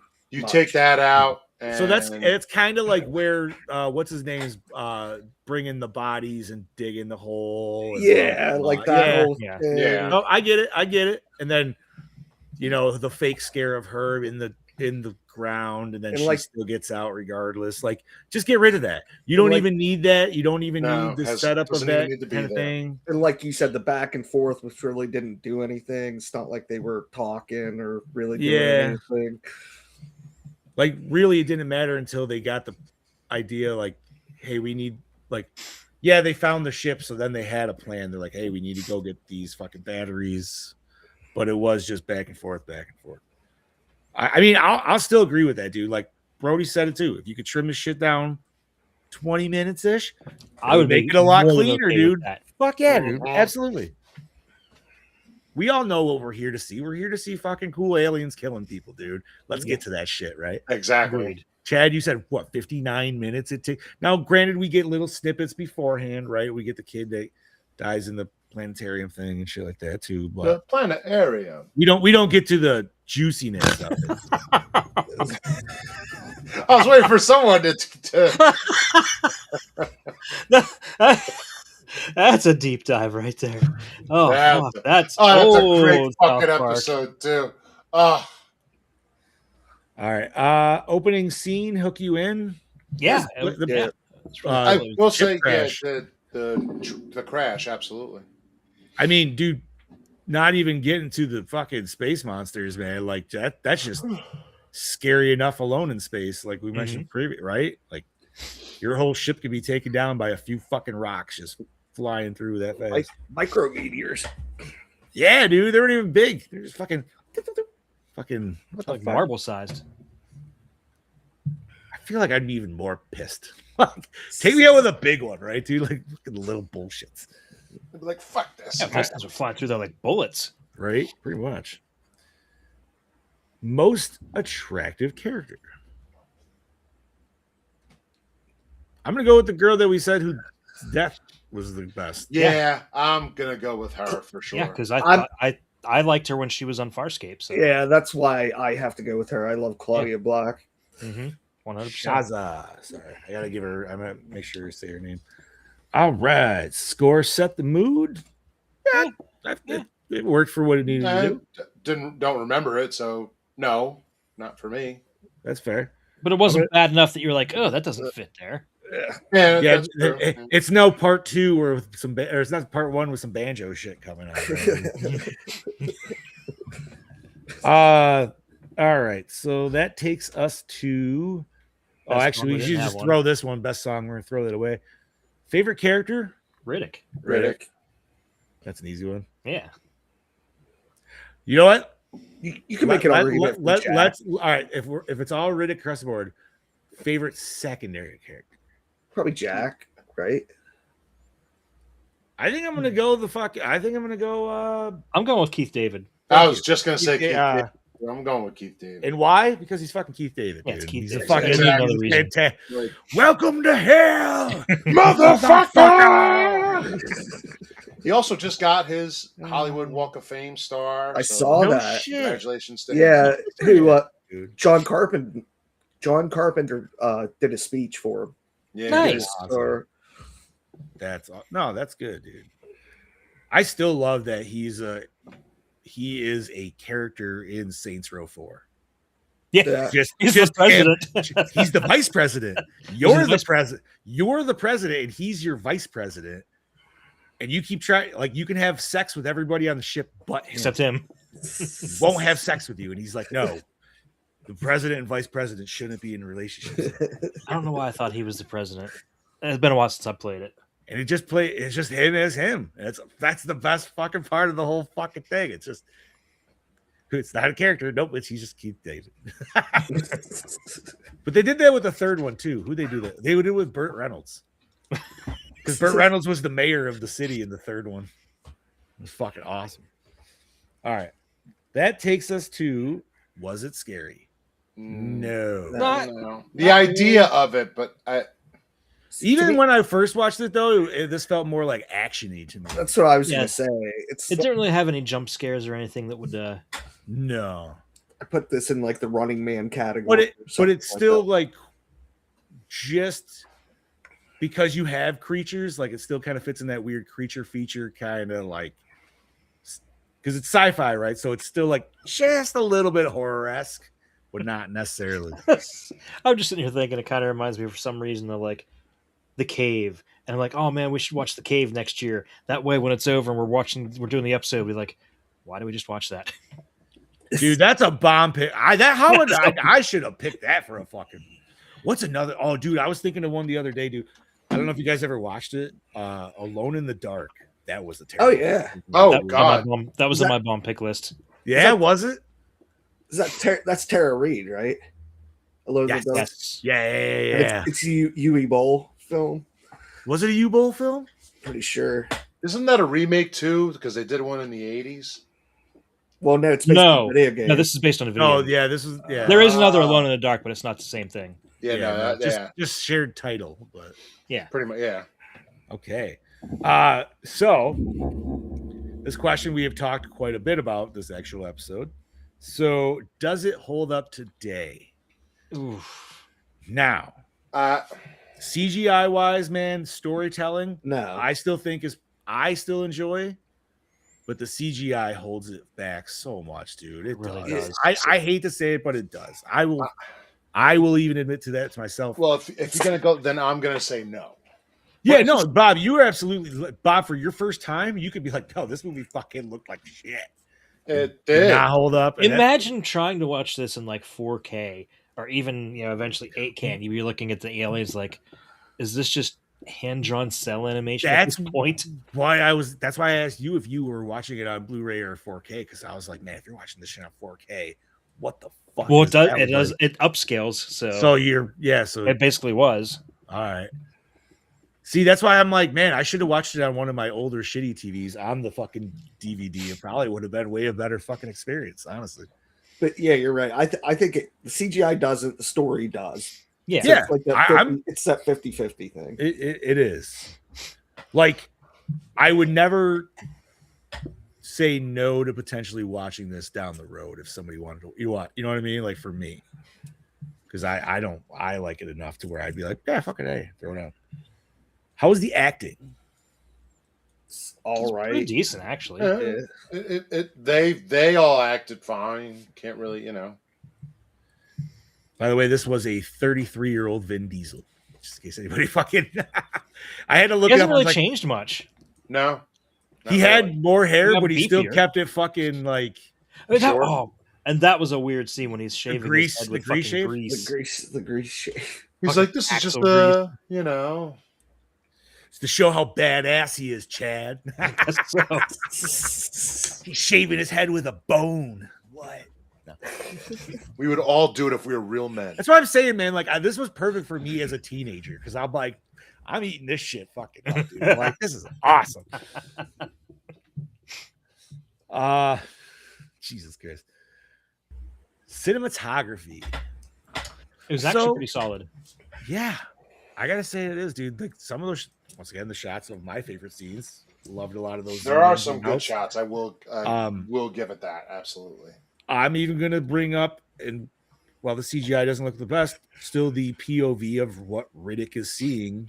That was cool. Shots are cool. Absolutely. Especially when we get to Nightfall and you are watching him watch all that shit erupt from those. That's an awesome scene too. Like weird, like I don't know what you want to call those. Dude, I even just like the sound design Stalactites, of the stalagmites. creatures using their echolocation. I thought that sounded really cool. So I would say that's the part where like that's probably the scariest, right, dude? Is when they're first in that container and you hear them like scratching outside and you hear them making that sound because it's just like, But now just what imagine that in the like a fuck, really dude? good surround sound system, like in a darkened theater. Oh, Oh, yeah, crazy. dude, That would awesome. be great. Fantastic. I'm excited about a question when we finally get down to it because I'm gonna have a potential different yes for this. Okay. Premise. Yeah, that was a good Yeah, premise. like the idea. Yeah, absolutely. Okay. I am right there with you boys. Solid the way. And the climax, was it satisfying? Honestly, fuck yes, it was. But I will say the climax was because that was also my favorite part. Because I did not expect her the first time watching this to get killed and taken off like that. So absolutely, that's where I would put it as like that moment, or maybe even if you would do it to where he decided to turn around and go save them. I don't know where you'd want to put it, but all right, now this is what I was talking about: recycle, rewind, remake, reboot, reshelf. I'm going to recycle, but if someone throws it on, I'll just be like, sure, but I'm not torn. I will rewind this for sure. Yes, but I almost want to remake this. I was thinking that, or remake or reboot. I don't know. I would say remake is probably better than reboot. I would say remake than reboot because I'm fine with the story. I just feel we need. But I would be okay if other people landed on this planet. To make it like a separate story, something like that. Yeah. I'll recycle, but if you remake it, I want. Okay. What if I flip you on the reboot and we reboot it how we wrote it earlier, where we keep it underground? I'd be fine. At least make it go underground at some point, like there you go, for reasons whatever. And that's more so how they discover the glowing grubs than just getting stuck in a like cave because Riddick throws. You know what I mean? Like I don't know. Mm-hmm. Yeah, because it would be kind of cool to see the grubs and have them not be like as aggressive as like the bats and the. Do you know what I mean? So don't even know. Right, like if you caught them in their ecosystem, but you didn't disturb them, like you'd have that moment of like. It'd be cool. Yeah, I don't know. I think it'd be because everything here, idea wise, concept, even creature design, if it was put together practically or even with better CGI, this movie would be this movie's fucking solid. All right, so let's rate this motherfucker, dude. Brody started us off with a 3.8. Scoob jumped in with a 3.2. Bob. Be completely honest, this was your first time watch, so 2.8. 2.8. All right. Plus 2.8. Mean Gene, what you got from me, buddy? It's a little bit lower than Brody. I'm going to give it like 3.5. 3.5. All right.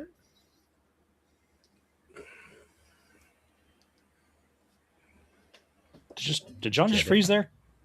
A little bit. It looks like. Did I freeze or did you freeze? I think you froze. Oh, sorry. What do you got, buddy? I thought you were just on the edge of your seat waiting for me, though. That's what it looked like. He was like, I was, honestly.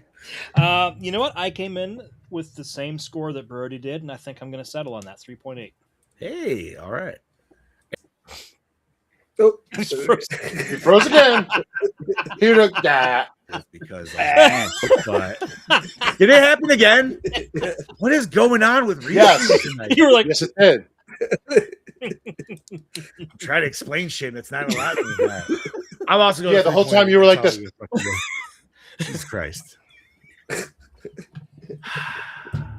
Dude, I don't even know if I fucking added my 3.8. We're gonna fucking find out. What was Scoob's score? 3.2. Yeah. All right. You know what? Let me go through it all again. So we got a 3.8, 3.8, 3.8, 3.5.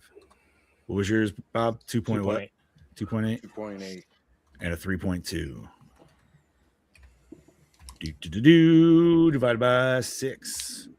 That is a 3.48. That is a 3.5. All right. I'll take it. Gene called it. Take it. All right. Hell yeah, Gene. I just Oh, again, I like the movie. no, I'm right there with you, brother. Right there with you. All right, Chad Daddy, what are we covering next week? Oh, dude, I am so excited and so pumped for next week. Yeah. Yeah. Okay. What you laid Next out? week is one of the all-time greatest remakes of all time. Zack Snyder's Dawn of the Dead. Oh no shit. That's Yeah. my pick. Do we know where this? Do we know where this is playing? Physical is right over there for me. So it looks like it's for Netflix. rent everywhere, but it doesn't look like it's streaming. It was just check Netflix. streaming It not- was on Netflix. Yeah, it was just Yeah? streaming not too long ago. Hold on, I will. It I could do possibly have still the, be there. physical- If you Google it, physical. Netflix doesn't always show up. So I will. And I do have the got physical though, physical. but it's the DVD. So do I. But at worst case, I'll fucking rock that. Speaking of Dawn of the Dead, my Day of the Dead, the 4K release that they just did, is coming tomorrow. yeah, well, you know what I Yeah. have coming tomorrow? What? I have a Blu-ray set of the first 3 Jurassic Park movies. Nice. Oh, I have the. What did they release it in? Like the canister, I believe. The steel case one. Yeah, that's what I did. It's like I realized like a couple weeks ago, I'm like, I don't know if I can have these. I have them in like the old DVD, but I don't have Blu-ray. And this set, it's just releasing tomorrow, so I pre-ordered it and it ships. It's already shipped and it's on its way. It'll be here tomorrow. Nice. what the fuck? All right, I was gonna check Netflix, but it's having me do some new sign-in bullshit, and I'm not fucking with that shit. So fuck it. Yeah. All right. So Dawn of the Dead. Oh man, whose pick is this? I think Bobby put it on. Pretty Didn't sure he? this was my pick and I got it. And you got it. So, Yeah. So, dude, yeah. Well, you just got a 5. Like, Oh, yeah. fucking- I know. it's easy. that's good though, man, because you're gonna need that to counter the fucking that Soul Station and Velocipaster and and Birdemic. yeah, but you know what's sad? Birdemic doesn't even register as bad as some of the other movies. Like, I feel like I would almost watch Birdemic over Soul Station. Soul Station was really. Soul Station was bad, dude. It was bad. Yeah, that Why was was it so bad? It had It all the shouldn't have been ingredients. bad. It shouldn't have It been had all bad. the ingredients. Uh-huh. Maybe it just didn't correlate to anime, but it should. That shouldn't be the issue to me. But I don't know. All right. So I'm excited, dude. I haven't watched this movie in a fucking Same. Yeah, it's been a long hot time. minute. Oh, bro, we get a little fucking Richard Cheese.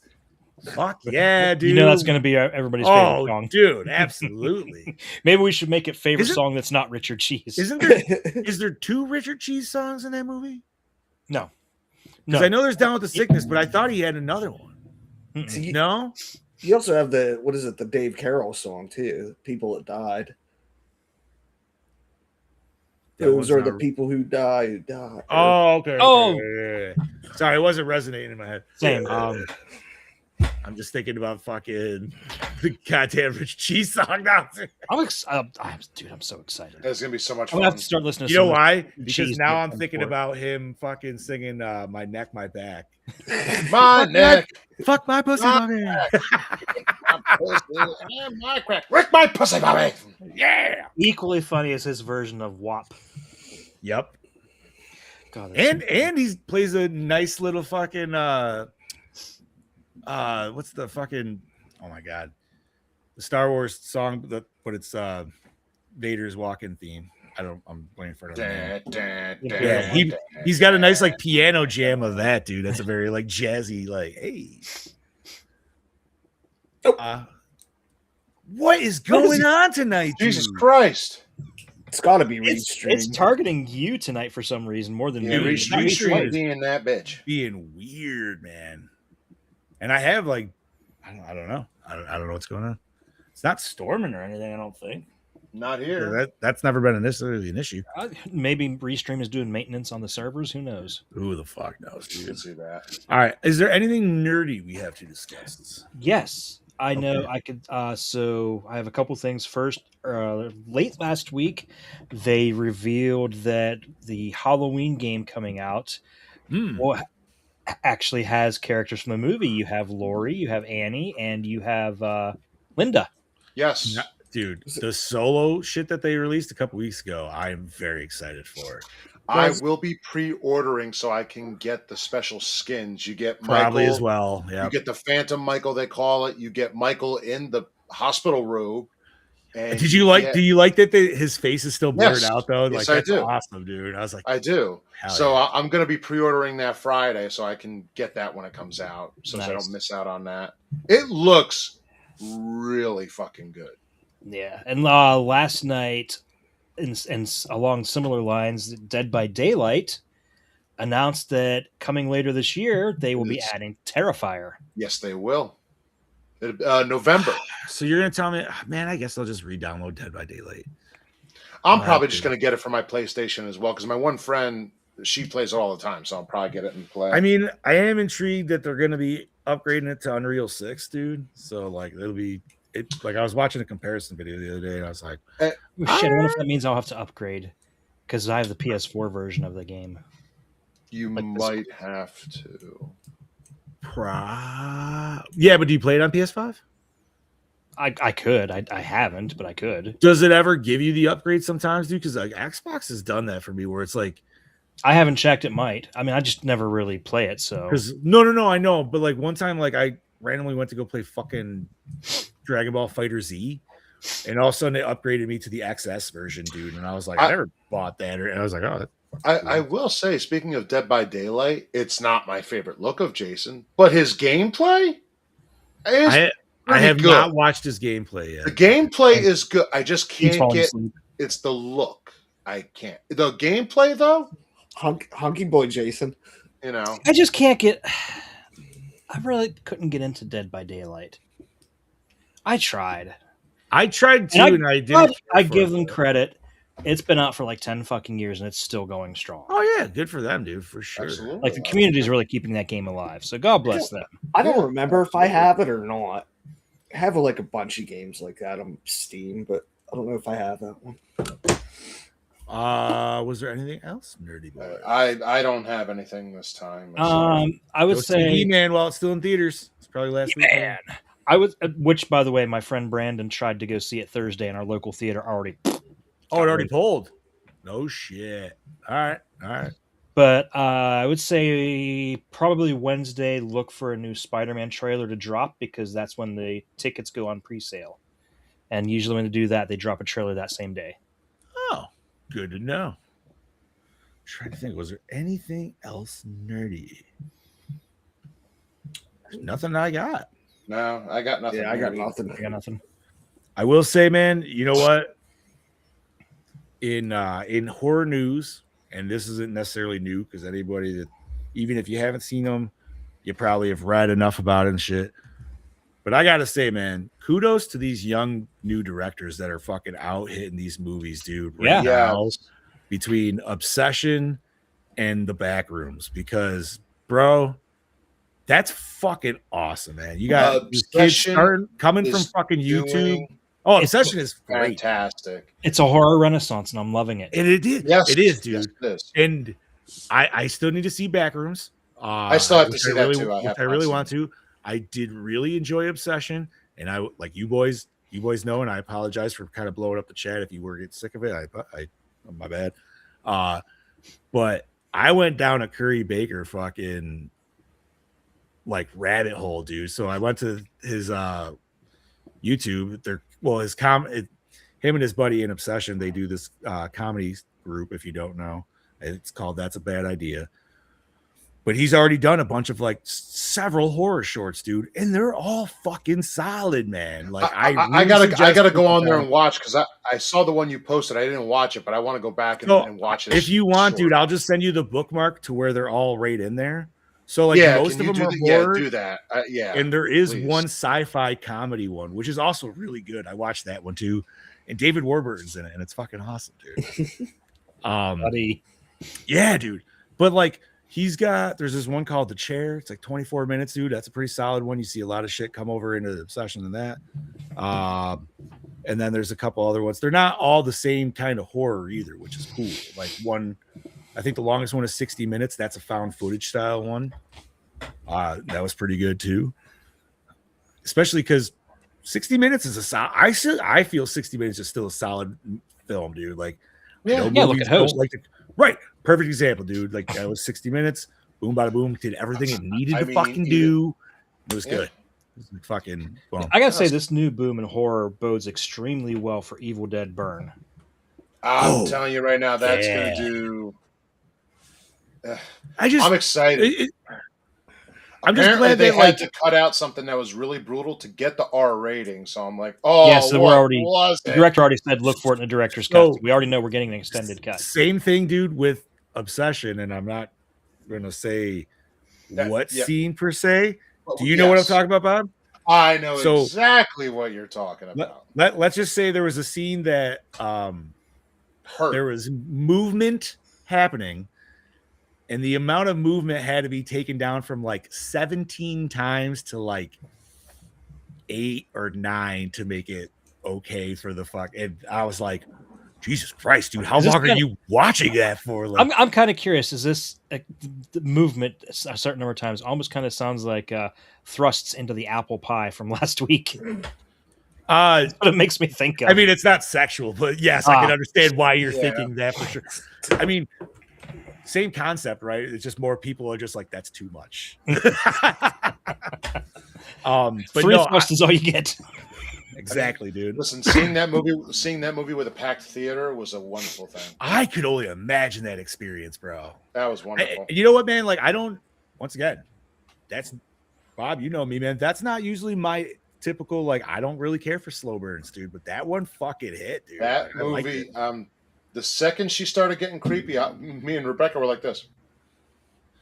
Yeah, no, 100%, dude. Acting was insane, and I suggest anybody go to try to see it while you still can. I'm sure it'll be out on streaming fucking pretty damn soon. I think it's going to be.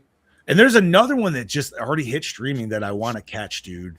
I don't know if any of you boys have seen it, and I actually thought that was Obsession, but it was not. It's but it's another movie where it's a couple and there's a woman, she's like forgetting her memories and like he's helping her. Oh, you've talked about it, but I can't remember. We wanted to see it too. We just didn't get the chance. Affection, that's what it is. And that just hit streaming. So I really want to check. Like I said, Chad, you said it, dude. There's like this cool little horror renaissance going on right now. I don't know what the fuck it is. I fucking love it.